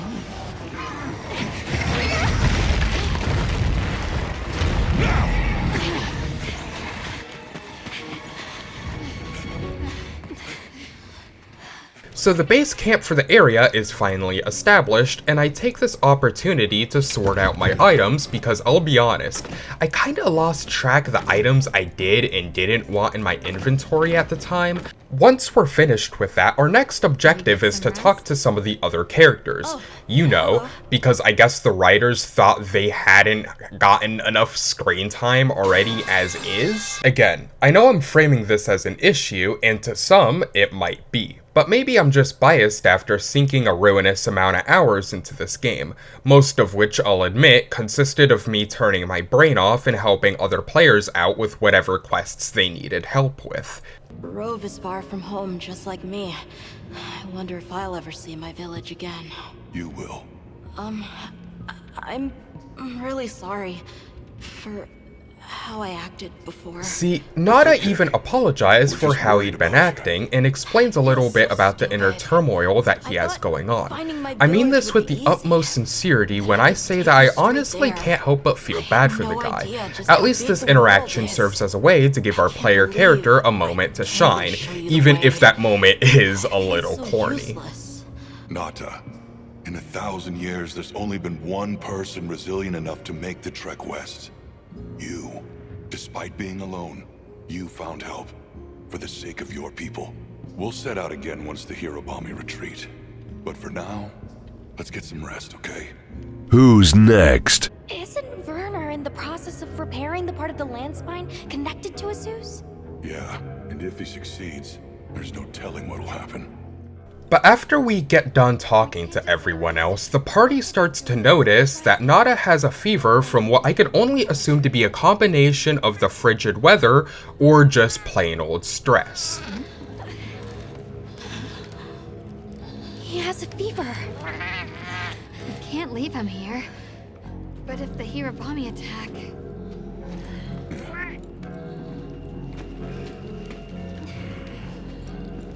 Alma. Understood. Authorization granted to hunt the ʀᴄ괂ᴄ. ʀᴄ괂ᴄ sighted. Hunting one should put the others in line. So, the ʀᴄ괂ᴄ. Honestly, in my opinion, one of the most interesting hunts in the entire low-rank roster. I've read other people's opinions about the ʀᴄ괂ᴄ online, and surprisingly enough, I'm in the minority of people who actually like this monster. Who knows, maybe it's just the design of the ʀᴄ괂ᴄ weapons and armor that speaks to me.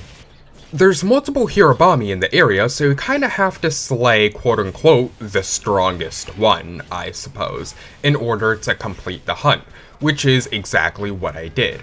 As far as I'm aware, the ʀᴄ괂ᴄ is the only way to get ice elemental weapons in the low rank section of the game. Beyond that, there's honestly not much else to say regarding this weird wyvern thing. Goes down super easy too. So once the ʀᴄ괂ᴄ is slain, they thank Ro for his guidance before returning to Azus to talk to Werner. Oh, and Nada recovered from his fever, I guess. Yeah, that plot beat went literally nowhere. Upon talking to Werner, I had to pause the game because the audio stuttering issue due to my capture card decided to strike at the worst possible moment, during a fucking main story cutscene. I'll do my best to summarize what happens here. Gemma basically tries to reason with Werner to not repair the structure, but at that point Werner was dead set on the structure being quote-unquote repaired, and then the Fire Spring Festival begins once again. But of course, everything goes wrong yet again, and Werner's just like, huh.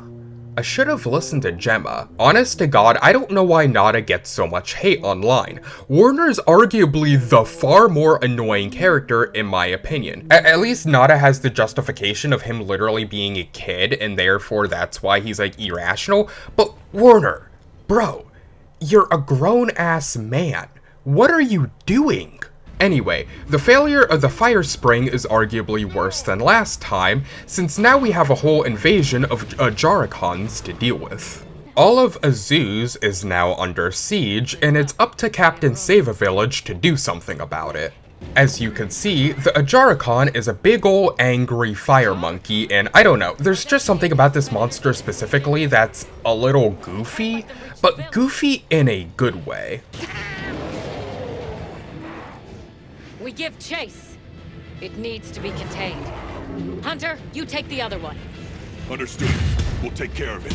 Right, so the objective goes from repelling 2 Ʌģarakons to hunting just one while Olivia takes out the other. So this is where the real hunt begins. I could be wrong, but I think this might be the second fire element monster we've fought in our playthrough so far. At this point in the playthrough, I'm starting to actually get the hang of the Charge Blade, despite still rolling right into the monster's attacks. Probably because I know that the monsters I'm hunting right now are weak enough to where I can get away with doing that without any serious consequences. After all, a low-rank Ʌģarakon isn't exactly a Tempered Mitsune. Oh, you don't know what a Tempered Mitsune is?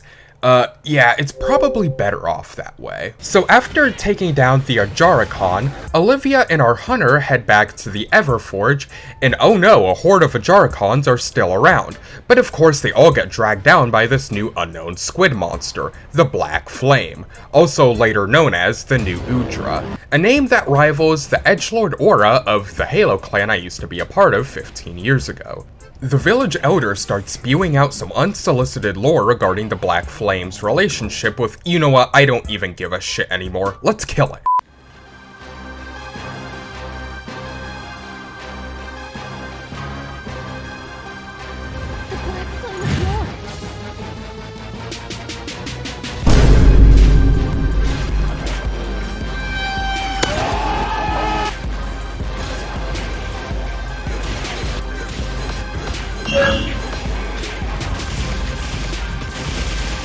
Looks like I'm getting off here. Fight back, nigga! Fight back, nigga! Fight back! Fight back! Not gonna lie, the new UDRA is a pretty scary monster to go up against the first time around, and he better be. After all, he is the final monster that we have to hunt in this portion of the story.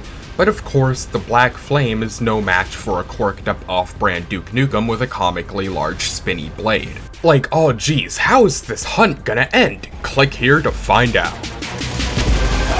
Bingo!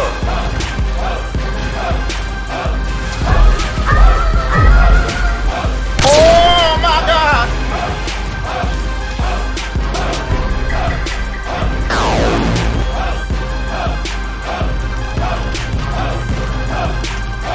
Smoke weed every day. Take your tentacles back to Japan, you freak.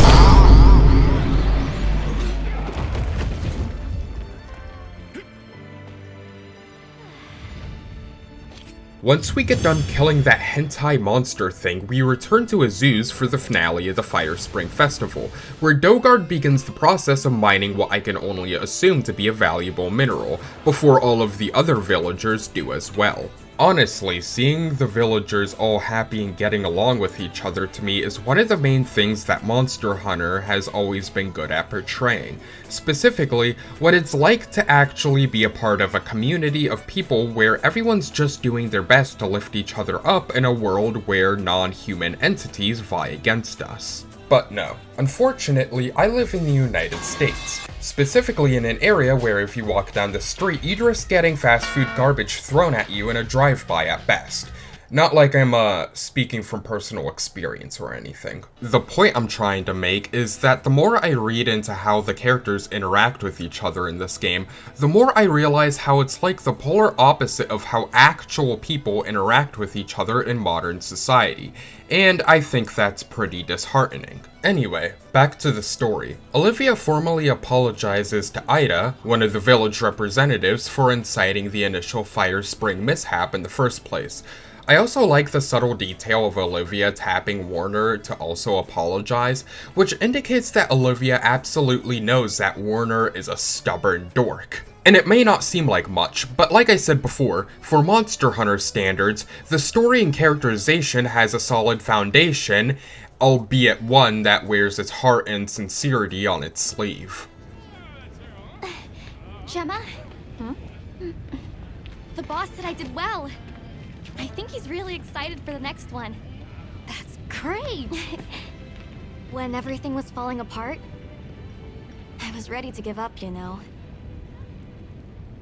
But then, you really yelled the courage right back into me. You single-handedly saved the day. I don't know about that. I think you can't get a finished product without all the components coming together, right?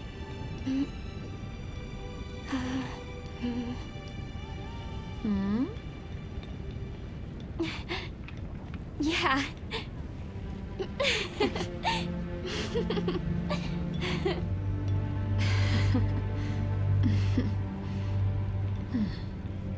So after the Fire Spring Festival is over, every member of the Forbidden Lands expedition returns back to the original base camp located in the Windward Plains to do a recap on everything up until this point. Yet again, this recap, from what I understand, is placed here for players who I guess weren't paying attention to the story while playing, or players who dropped the game and decided to come back after a certain period of time. Our character pushes for approval on the idea of passing beyond the Ice Shard cliffs, and I suppose the new UDRA that we killed melted away the ice blocking the path to Nada's village, because it's melted now and we can proceed. Path that leads to my village? Okay, that's pretty convenient. Guess we can actually visit Nada's village now to finish the expedition we started, thus concluding the second arc in Monster Hunter Wilds' low rank story. Don't click off, I'll be back in a minute.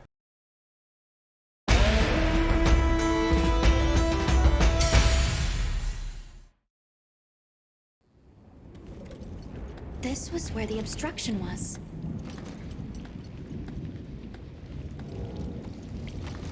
Look! I can finally go home. This way, everyone! When the team arrives to the Ice Shard passageway, Nada picks up one of his gloves that he lost in the first cutscene of the game, thus putting him on the right path to his home. But like with every other plot beat that happens, our party encounters another monster who's basically getting in our way. This time in the form of another ʀᴇɪᴱᴇʀᴛ? Oh, but this time the ʀᴇɪᴱᴇʀᴛ is stronger and more menacing. The name of the stronger ʀᴇɪᴱᴇʀᴛ will be revealed later, but for now all you really need to know is that it's a bit more aggressive than the base level ʀᴇɪᴱᴇʀᴛ and has access to more devastating attacks that honestly almost got me a few times due to me being impatient. I know that this is a bit of an odd shift in topics, but I suppose now is as good a time as ever to discuss some of the issues that I have with Monster Hunter Wilds combat. For my example, I'll be using monster mounting, a topic that I touched on earlier in the video. So when you mount any monster, you're given a few options while the monster tries to wiggle you off of their back.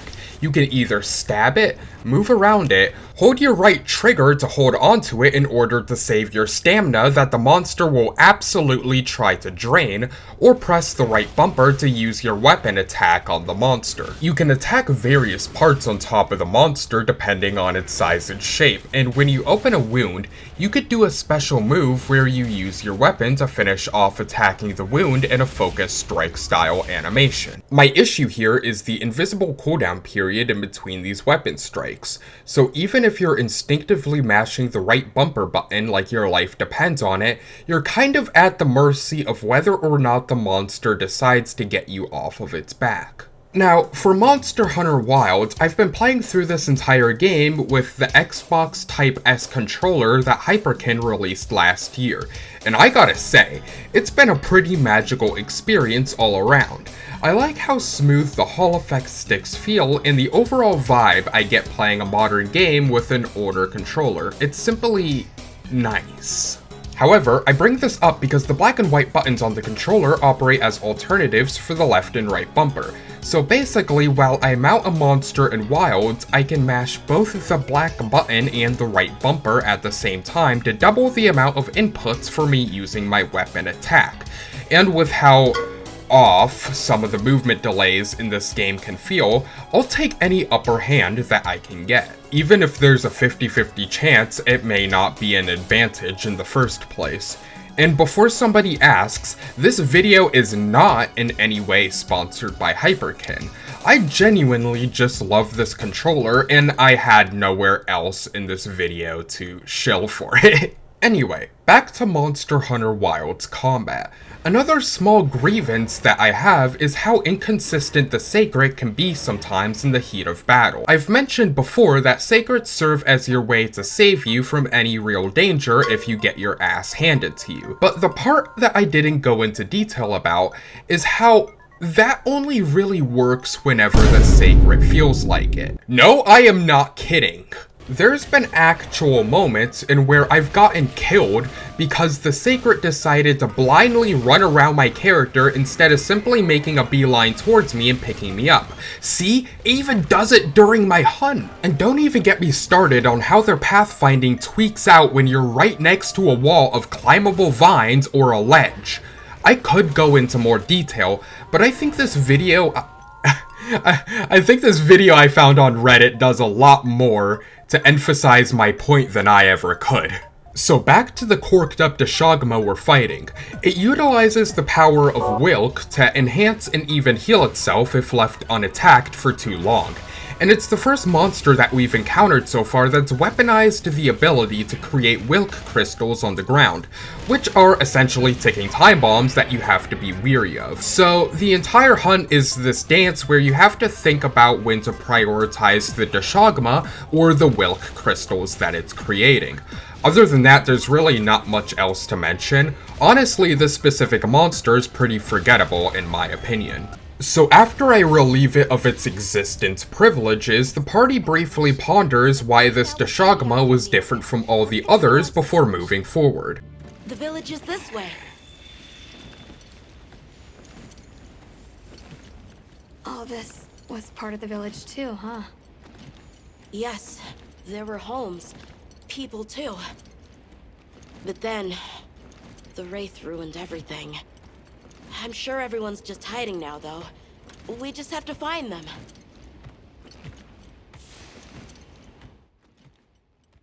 Okay, I still can't fully control my character here. Good to know. Tashin! Nata, is that you?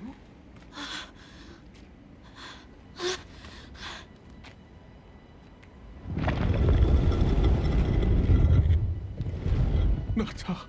So Nata finally reunites with one of his people for the first time in what's implied to be years before... No!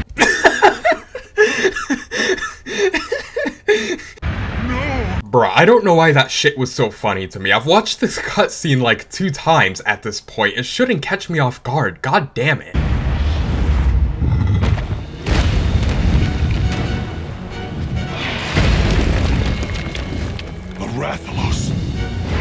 Okay, so now we have to hunt a quote-unquote stronger Rathalos now, and it's a weird quest for a few reasons. Firstly, I underestimated it like I did with every monster up until this point, and for the very first time in the playthrough, I actually got carded for it.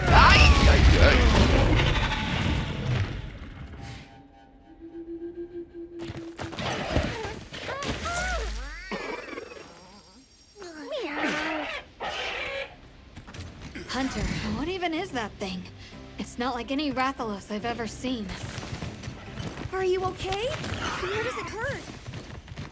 Are you alright? Take a second to restock your supplies before heading out. Shut the fuck up! The second reason as to why this hunt is so bizarre is that as far as I'm aware, this is the one and only time that we have to fight any kind of Rathalos in the low rank story. And it's not even a default one, which is weird because the default one is indeed in the game. There's just no mainline quest tied to it. It's the most iconic character of the franchise. Bruh, did I just call the Rathalos a character? Anyway, so my issue is that I can't really think of anything to say regarding the Rathalos that hasn't already been said by like, what, thousands of other people? But whatever, it's dead now. And Ticmeș finally lets us into the inner walls of the Keeper's village, and he goes on to explain what happened after the White Dragon attacked from his perspective. And you know that one dead meme from 5 years ago that's like a TikTok edit of Ʀᴇɪᴱᴜ or whatever? Yeah, that's unironically the direction that the story is going to be taking. And you know what? I kinda like that, even if it means that the majority of the game's deeper lore was just haphazardly shoehorned in near the end game. Ticmeș goes on to tell us about how proud of Nada he is that he ventured out as far as he did, and that he's glad that he made the right choice by saving him.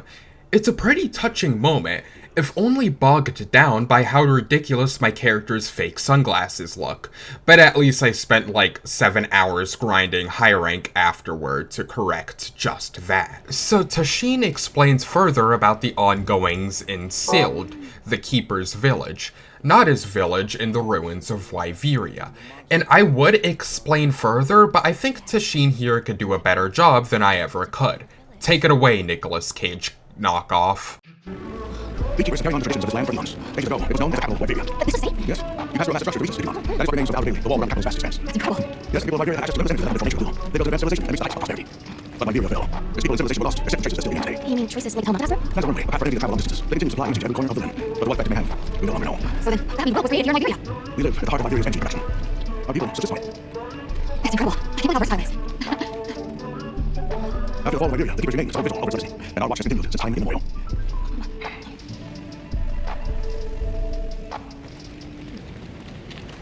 What's this? An archive of the city's research journals. Most of them are beyond our understanding. Alright, that clear everything up? Good. So the expedition team sets up another base camp right by the entrance area of the Keeper's village, and we're ready to escort Ticmeș down to the lower levels of ʀᴇɪᴜᴜ. I'm sorry, I really can't take that name seriously. I've been too brain-rotted by esoteric memes. Wow, that's a lot of cocoons. So basically, Ticmeș goes on to explain that the Keepers went on to creating these artificial monsters for generations, and that somewhere along the line something went wrong, and that's why ʴᴇɪᴜᴜ, the white dragon we've been after this whole time, attacked the village and fled, because ʴᴇɪᴜᴜ was a guardian monster who was the last of its species. Also, the previous two monsters have the prefix of guardian before their actual name. Seriously? The Guardians were created with several unique properties. One, they don't eat. ʀᴇɪᴜᴜ's energy is their sole requirement to function. Thus, they have no need for predation. That explains the behavior of the Doshagama and Rathalos we saw.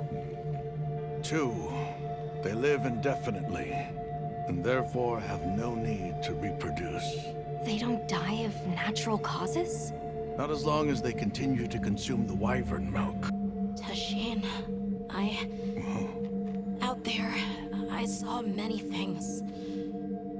Many people, creatures, all living life to the fullest. And I'm not even gonna lie to you. When I first watched this cutscene, Nada's reaction to the information that these Guardians were essentially born to do nothing more than to serve the people of Ʀᴇɪᴜ, while these same Guardian monsters suffered in their enslavement, it honestly made me tear up a little. I'm honestly not really sure what that says about me. And goddammit, I know I've said it before, but I'm really starting to regret making my player character goofy as f***. Because the tonal shift between Nada having to deal with all of this heavy stuff, right next to my bootleg Duke Nukem attempting to console him, is something else. Ticmeș tells Nada that the pendant that his late father gave him serves a greater purpose. But unfortunately, this moment of rumination doesn't last very long because, speak of the devil, ʴᴇɪᴜᴜ's arrived. Right, so this is our first official taste of ʴᴇɪᴜᴜ. Wait, I'm not sure that came out right. Okay, first off, let me start by saying this. I love ʀᴇɪᴱ. I think Capcom really killed it with the overall design of the monster and the chain rope aesthetic that it has, which, funny enough, really ties in well with the monster's origins, creating the serendipitous blend between visual storytelling and letting you know that, yeah, unlike any other monster we've faced up until this point, this one really isn't fucking around. And the horns on its head indicates that it might have originally served some kind of purpose as a protector of sorts. Maybe ʀᴇɪᴱ was supposed to be the keeper's line of defense? I mean, that wouldn't be too far off. As far as we know, all 3 villages that we visited in the Forbidden Land so far have one thing in common. None of them were familiar with the concept of hunting monsters, or that the more dangerous monsters could even be slain by a human. I don't know. That's partially just my headcanon, or tail canon, because it seems like ripping into the dragon's tail was all it took to beat it into a story cutscene. As expected from the objective to merely repel the ʀᴇɪᴱ instead of outright hunting it, it flies off somewhere else. Afterward, Tashin explains that he hid in one of the guardian cocoons with Nada before pondering why ʀᴇɪᴱ was feeding on other monsters if guardians don't need to eat. But then, Tashin remembers something. The Allharken. Who's essentially supposed to be the all-knowing oracle of the story, like as if we haven't had enough of those already. Oh, but this one's supposed to be more special than the rest due to the fact that she helped the Keepers in the past.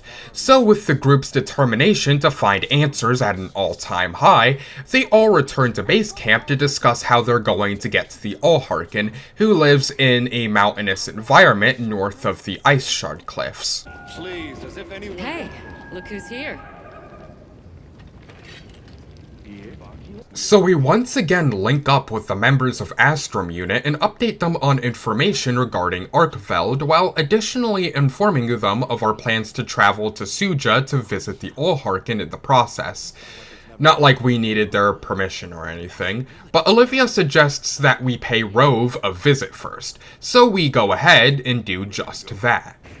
So there's an ancient city, synthetic species, and someone called the Allharken. Am I keeping up? Yeah, I honestly feel you on that one. Honest to God, a lot of the story here genuinely started to confuse me on my first playthrough due to something that I mentioned earlier, that something being the majority of the game's deeper lore being haphazardly shoehorned in near the endgame. Honestly, if it weren't for the amount of hype moments and aura coming up, there isn't a whole lot stopping me from outright complaining about how strangely placed the later plot beats are. So we find Rove, and my god, I love the way this Rizzler scurries out of his crib. I could probably watch this clip on loop for at least 5 minutes straight and be thoroughly entertained. Regardless, Rove shows us a path to Suja, and I gotta say, this Wudwud is such a bro about it. So we set off to Suja, despite the path there looking like an OSHA violation and a half.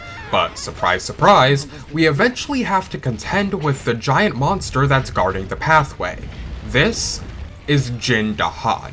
A monster so powerful that him just vibing is an actual threat to the rest of the party. I will say that this is one of the very few sacred rides in the game that I don't mind, because there's a lot to take in one moment, both from a visual and story standpoint. So once we find some flat land, the quest starts to repel the Jin Dahad, and I'm not going to lie to you guys, even on my main save file, with my endgame stats and gear, I'm still intimidated at the idea of even fighting the Jin Dahad. And I think it's because on my first playthrough, this was one of the only monsters in low rank that absolutely humbled me. This was the monster that stopped any thoughts that I had ever had about being good at this game dead in its tracks. And for what it's worth, I had a general idea of what attacks it was going to use before the hunt began. Not gonna lie, it took me a bit to whittle down its health with the shoddy gear that I had. But like with ʀᴇɪᴱ, all it took was turning my charge blade into a chainsaw and ripping into it to knock it into a cutscene.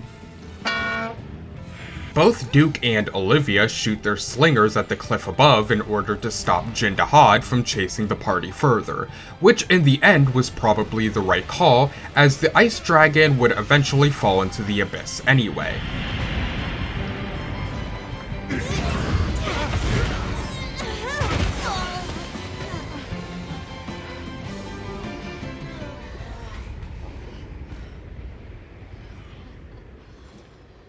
Never again. I'm okay.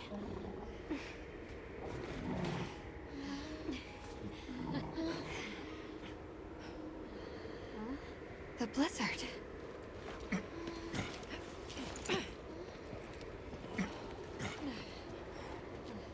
What happened to it? This area appears unaffected. Is this it? With the weather warming up, the team ventures up the mountain to the village of Ʀᴇɪ. Certainly come a long way from the windward plains, I suppose. Oh shit, those are actual Wyverians. Like, the man from Monster Hunter 4, or more recently Hanoa and Madodo from Monster Hunter Rise. Wait, so hypothetically speaking, if Link existed in the Monster Hunter universe, would he be considered a Wyverian based on having knife ears? Whatever, I don't think I'm afraid of death anymore. While recording this, I was literally just flashbanged by Sacred Rule 34, which apparently exists. It shouldn't, but it does. They finally find the Allharken, and she goes on an exposition dump about how the people of Wyveria created the Dragon Torch, which was a source of limitless energy, and they channeled this energy source along underground wormways, delivering power to every corner of the Forbidden Lands, which basically allowed Wyverians to do artificial weather changing and elemental bending shit like this is Avatar. And before the Keepers, it was implied that it was originally the Wyverians who created the Guardians, but at some point both Wyveria and the Guardians all got game ended under circumstances only implied to be something really, really bad. Nada tells the Allharken that he wants to know what will happen to Arkveld, to which the Allharken is basically like, yeah, okay, knock yourself out, kid, I really don't care. Everything is truly, truly beautiful. Boomers after they leave the world in a worse place for generations to come. Okay, so we finally set up our base camp in Ʀᴇɪ, which is, as of recording, the second to last location we'll set up a base camp, not counting the actual final location, which is the Grand Hub. I think it's also worth noting here that Ʀᴇɪ is one of the only villages in the Forbidden Lands and where there's a base camp, but no greater area to hunt monsters in. So basically, once you progress to a certain point in high rank, there's really no reason to visit Ʀᴇɪ since the Grand Hub is not only right next to it, but it's where all of the people in multiplayer hang out at anyway. Bringing it back to the story, that same evening, the Allharken invites the group to have dinner with her, and I suppose anybody would be stupid to turn down an opportunity to eat Monster Hunter food. I can't take my eyes off her, I'm sorry. So a plan is hatched to track down Arkveld, the plan being to study the Guardian monsters and their behaviors as a means to piece together clues to the dragon's whereabouts. And you know, I like the Allharken and all of that, but did the entire team really come all this way to Ʀᴇɪ just to make the trek back all the way back to Wyveria? Because realistically speaking, I couldn't imagine that even being remotely a good time. Like, you have to hop along these floating rocks again, and I don't even want to imagine what other deadly obstacles they have to deal with on their way back to the Keeper's village. So, you think you'll just enter Wyveria and study the Guardians? Yeah. So Teshin offers to come along to the lower levels of Wyveria to clear out some wilt crystals that are blocking the path forward. He does so using the same dust that was used to create Nada's pendant. Then Teshin goes on to warn the others of a certain Guardian sentry that's been spotted up ahead before dipping out of there himself. This must be part of the land spine. Or was it the wormway? You know, ironic that Gemma asks that. I was starting to wonder the same thing myself. So they descend further into Wyveria until we reach a spot where some clues can be obtained. The scene where Alma and Duke quickly nail down which monster the spores came from is pretty peak, not gonna lie. And I think this is the point in the story where Nada starts to become really interested in how monster hunting works. It's still fresh. Between the spore and the traits a sentry would require, we try to surmise our target. An UDRA, probably a subspecies. Oh look, it's almost like saying the monster's name makes them conveniently appear to get shredded apart by my charge blade.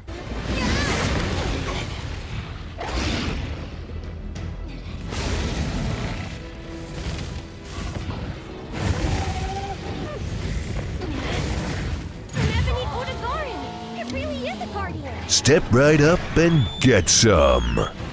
The ʀᴇɪᴱᴇ, or more specifically, the Guardian Ebony ʀᴇɪᴱᴇ, is a fast-paced brute aggressor who was first introduced in Monster Hunter World / Iceborne, which would explain why I knew basically nothing about the monster on my first playthrough. Kinda weird how there's no default Ebony ʀᴇɪᴱᴇ in Wilds, but it's not the end of the world or anything.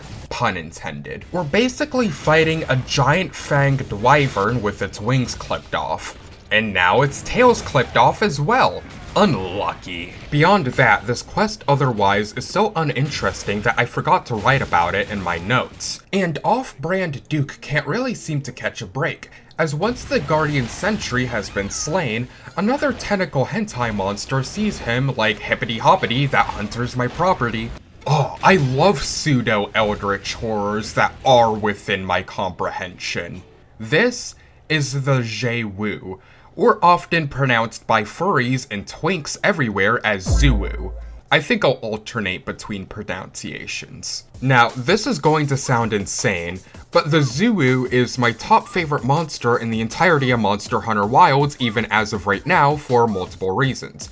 Firstly, the stats for the ʀᴄ armor set was exactly what I was looking for during the transition I made from lower rank quests to higher rank quests. Listen, I have a thing for armor sets that give me a jack of all elemental resistances. There's a reason why my favorite class in Final Fantasy is the Red Mage. Anyway, the ʀᴄ is also among one of my most hunted monsters, so I have a pretty decent idea of the types of moves that it utilizes. Unlike the new UDRA, the other tentacle squid monster in this game's roster, the ʀᴄ doesn't really have a specific element it's themed around. And yes, I spent like 20 minutes checking and cross-referencing sources, including in-game entries themselves, and I can absolutely confirm that the ʀᴄ's entry on Ffruiṭ is completely false. And there's even an anonymous comment on that same page that confirms my suspicion. Whatever, no one likes Ffruiṭ anyway. So back to the ʀᴄ's attacks, it essentially uses hardened, weaponized mucus as blades to attack its prey, and then it typically opens its mouth at the bottom to go in for the kill, so to speak. It's also worth mentioning that the ʀᴄ doesn't have any eyes, and it operates entirely on both sound and sense. Worth noting that it's weak to ice element weapons, which doesn't really apply to me since I don't care for ice element weapons. I'm more of a sleep/paralysis guy. If you don't know, paralysis weapons, they're basically the meta everyone's using right now. Unfortunately for the piercing assassin, if it had any actual sense, it would know that there's no stronger monster than a human that's locked in and never gets exhausted. It, funny enough, decides to relocate back to its original hidey hole before we finally put the crusty thing to rest. Afterward, we carve it for the opportunity to use its entrails as a nice scarf before the hunt officially ends. All of that within 8 minutes. God, I love Monster Hunter. Soon after the ʀᴄ hunt ends, the party ventures into the lower stratum, assuming that ʀᴇɪᴱᴇ is down there somewhere. Hold on, Nada wants to say something. Hunter, I've been thinking a lot about the Keepers and the Guardians. The wyvern milk kept the Guardians asleep in their cocoons, chained up. But the Keepers have been changed too, by the duty we've upheld for 1,000 years. And ʴᴇɪᴱᴇ came and broke it all apart. But it freed itself with its own strength. It even learned to eat. It didn't care how it was created. It just wanted to be free, to live. This journey has made me something more. I've seen vast sands, lush forests, people, life. ʴᴇɪᴱᴇ and I are the same. It broke the chains that were holding me and my people back. I'm sure of it. So this little monologue, and by proxy this entire quest, is one of the main points that people use to discredit Nada entirely as a character, and I somewhat understand where they're coming from, regardless of whatever profound meaning Nada is attempting to project onto ʀᴇɪᴱᴇ. ʀᴇɪᴱᴇ is a dangerous dragon and a giant-ass guardian at the end of the day. So I really suppose that it's no surprise that Nada freaks out in the way that he does when we're ordered to relieve the White Wraith of its living privileges. What happened? This is the first thing it ever got to decide for itself. To be free, to live strong. Please, don't do this. I'm begging you.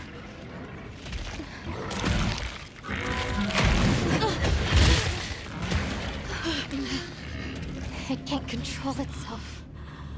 The path we must take is clear. For the continued preservation of this ecosystem, the Guild authorizes you to slay the Guardian ʀᴇɪᴱᴇ. Acknowledged.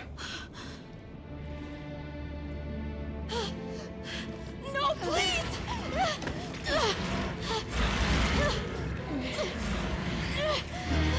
There has to be another way! It finally got its chance to live!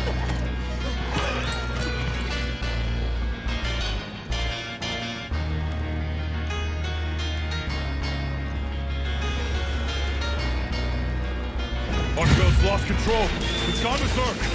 Don't let your guard down. So this is it, the penultimate fight in the low-rank story. After all of the trials and tribulations that it took for the group to get to this point, we're here.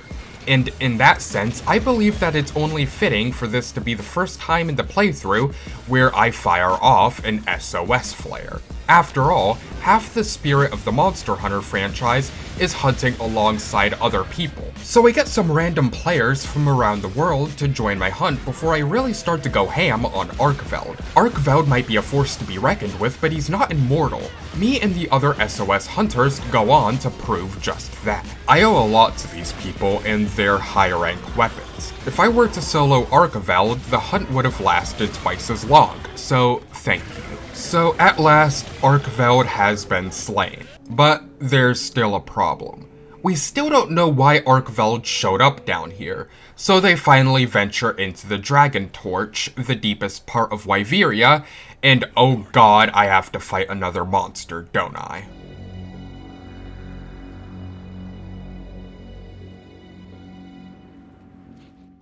The group returns with information regarding what they had seen. Tashin explains that the guardian they found down there is called Xoxia, and a heated debate ensues regarding what they should do about the massive guardian they found at the Dragon Torch. Tashin suggests that the energy stored within Nada's pendant could stop the Dragon Torch, as that was always the purpose of the pendant, the purpose of Nada's late father. However, Olivia leaves the choice up to Nada. Certainly a lot of pressure to put on a trauma-ridden 12-year-old. I don't know. Unleash its power, and this land will be wiped out. The Keepers know the Torch and Guardians better than anyone. Advice would be welcome. Us? Our forefathers knew little. As for us, we know as much as you. Simple observers have no right to decide the fate of the world. Even so, someone has to.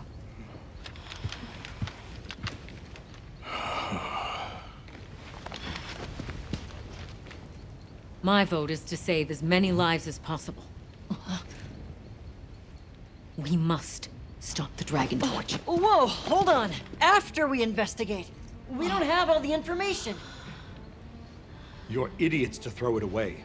The world will never see such innovation again. Says the man who has seen what these menaces are capable of. Or shall we wait for the worst? Then let me study it, see how it works. Then do what you want. Easy. Easy's no word to just throw around. This will destroy their natural order. Their society will be completely uprooted. But at least they won't be dead. That may be true, but the comparison's not that simple. Seriously, like what right do we even have? We can't just march in as outsiders and decide. Right. But we're running out of time. The lives involved take priority. It'll be my sword to fall on, and I will. I can take the pendant. I'll do it. I'll stop the dragon torch. Nata. It's what my father would have wanted. This is my role. I admire your resolve. Are you sure? Olivia, let us take it from here.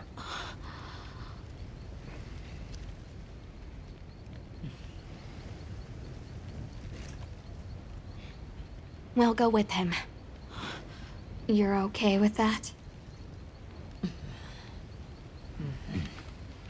Call on me if I'm needed. I'll be ready.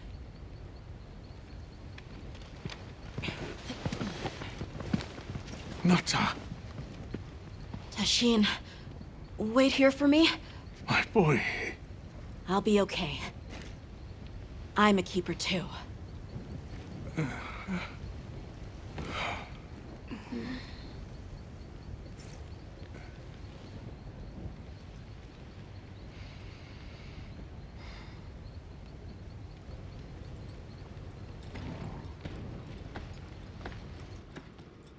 The stakes have never been higher, and as a little moment of serenity before the storm to come, the party reflects on their entire journey up until this point before they finally reach the location of Ʀᴇɪᴱᴇʀᴛ.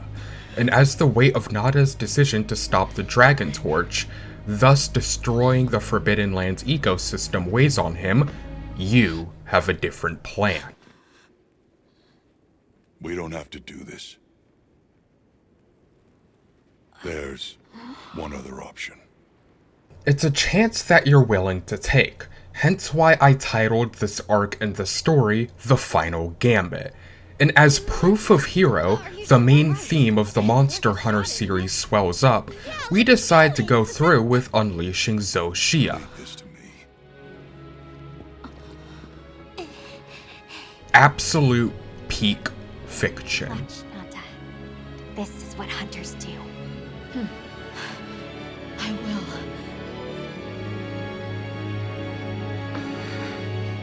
Right, no more commentary. We've got a guardian to take down. One-on-one, no going back.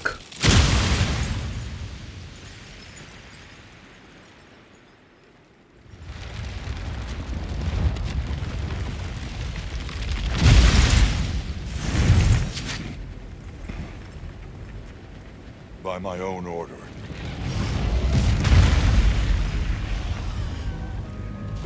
I will slay Ʀᴇɪᴱ.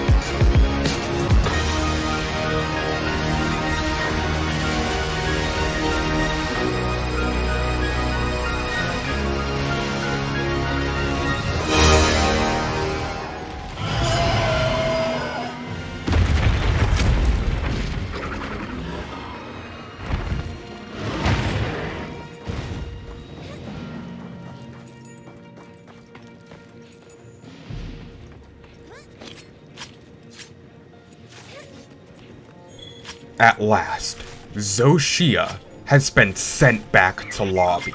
I condensed a lot of it down, but the hunt was pretty damn long. And as the ecosystem across the Forbidden Lands changes, Avis unit returns to Suja where the others are.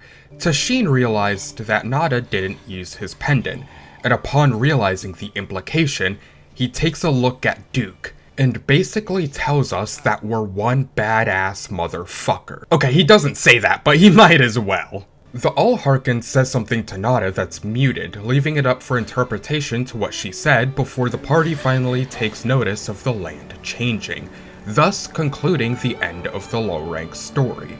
Well, for the most part. There's a few post-credit scenes that, if you could forgive me, I'm a little too tired to go into at this point, but I'll just say that Fabius, the guy from the game's opening cutscenes, does show up and will make a return in the high-rank story.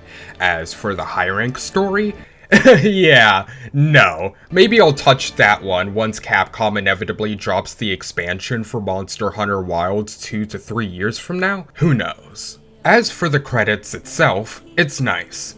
Even while the credits play, there's a solid thematic focus on the seasons changing, the endemic life, and people across the land.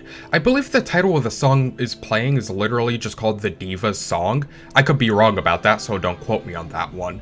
It's a song that plays pretty much every night in the Grand Hub, and I really love this part that sounds like it came from a certain game series.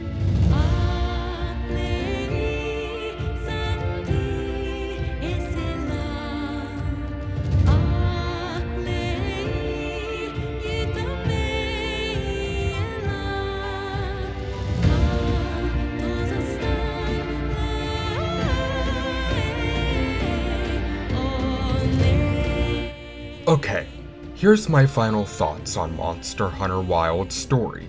There's more likable characters than not. I think the environments look great even while playing the game in performance mode on console, and there were some moments that genuinely made me emotional.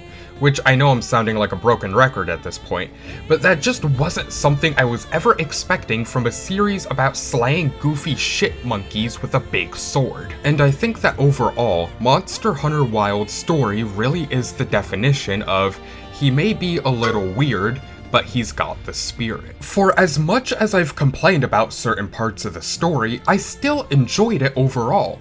It's a story about the indomitable human spirit and how it can overcome even the most nihilistic of indifferent cruelty and destruction, even if that destruction was technically man-made or wyvern-made, I suppose. In addition, I believe that it's a story about being that shining light in a land full of that very same indifferent cruelty, allowing the fuck it we ball inside of you to overpower the it's so over that surrounds you.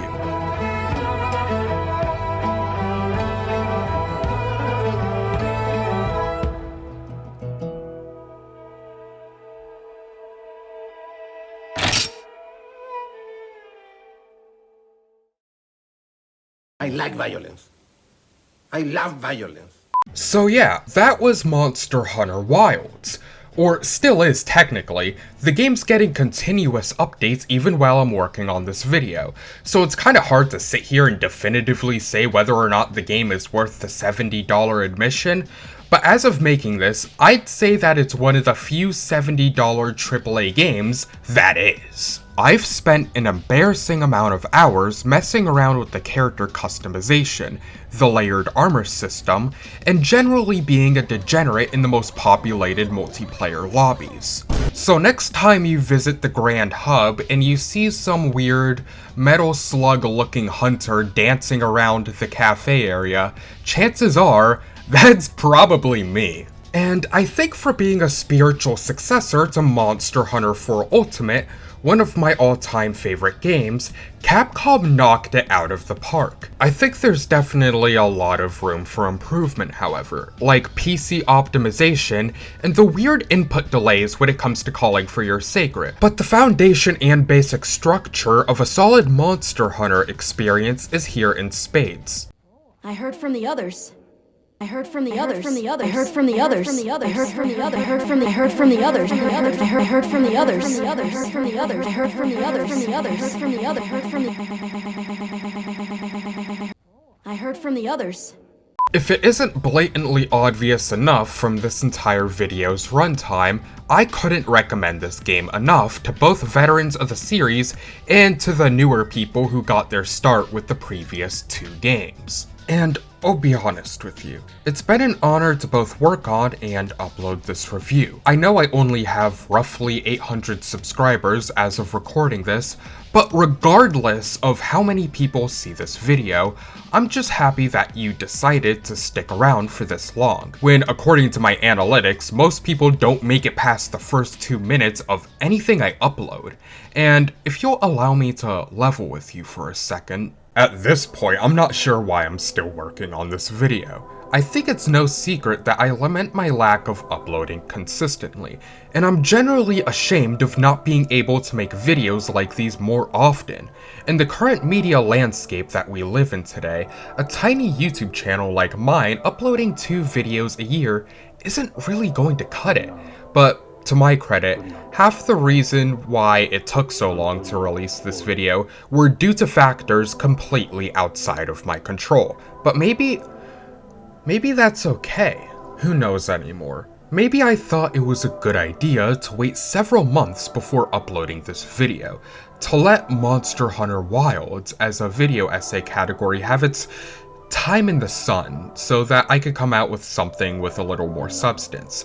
Something that brings any semblance of value to you beyond being some stupid video essay about a video game, in an endless ocean of videos that are being equally pushed and suppressed by the algorithm, and a harmonious ebb and flow that makes up most of your average YouTuber's consciousness. Well, for whatever it's worth, the spirit of creation is passion. Alright, you watched this far, you should hit like and subscribe, because just like the gang stalkers outside your window, I'm not going to be going anywhere. See you again whenever I decide to upload, I guess. Sundree.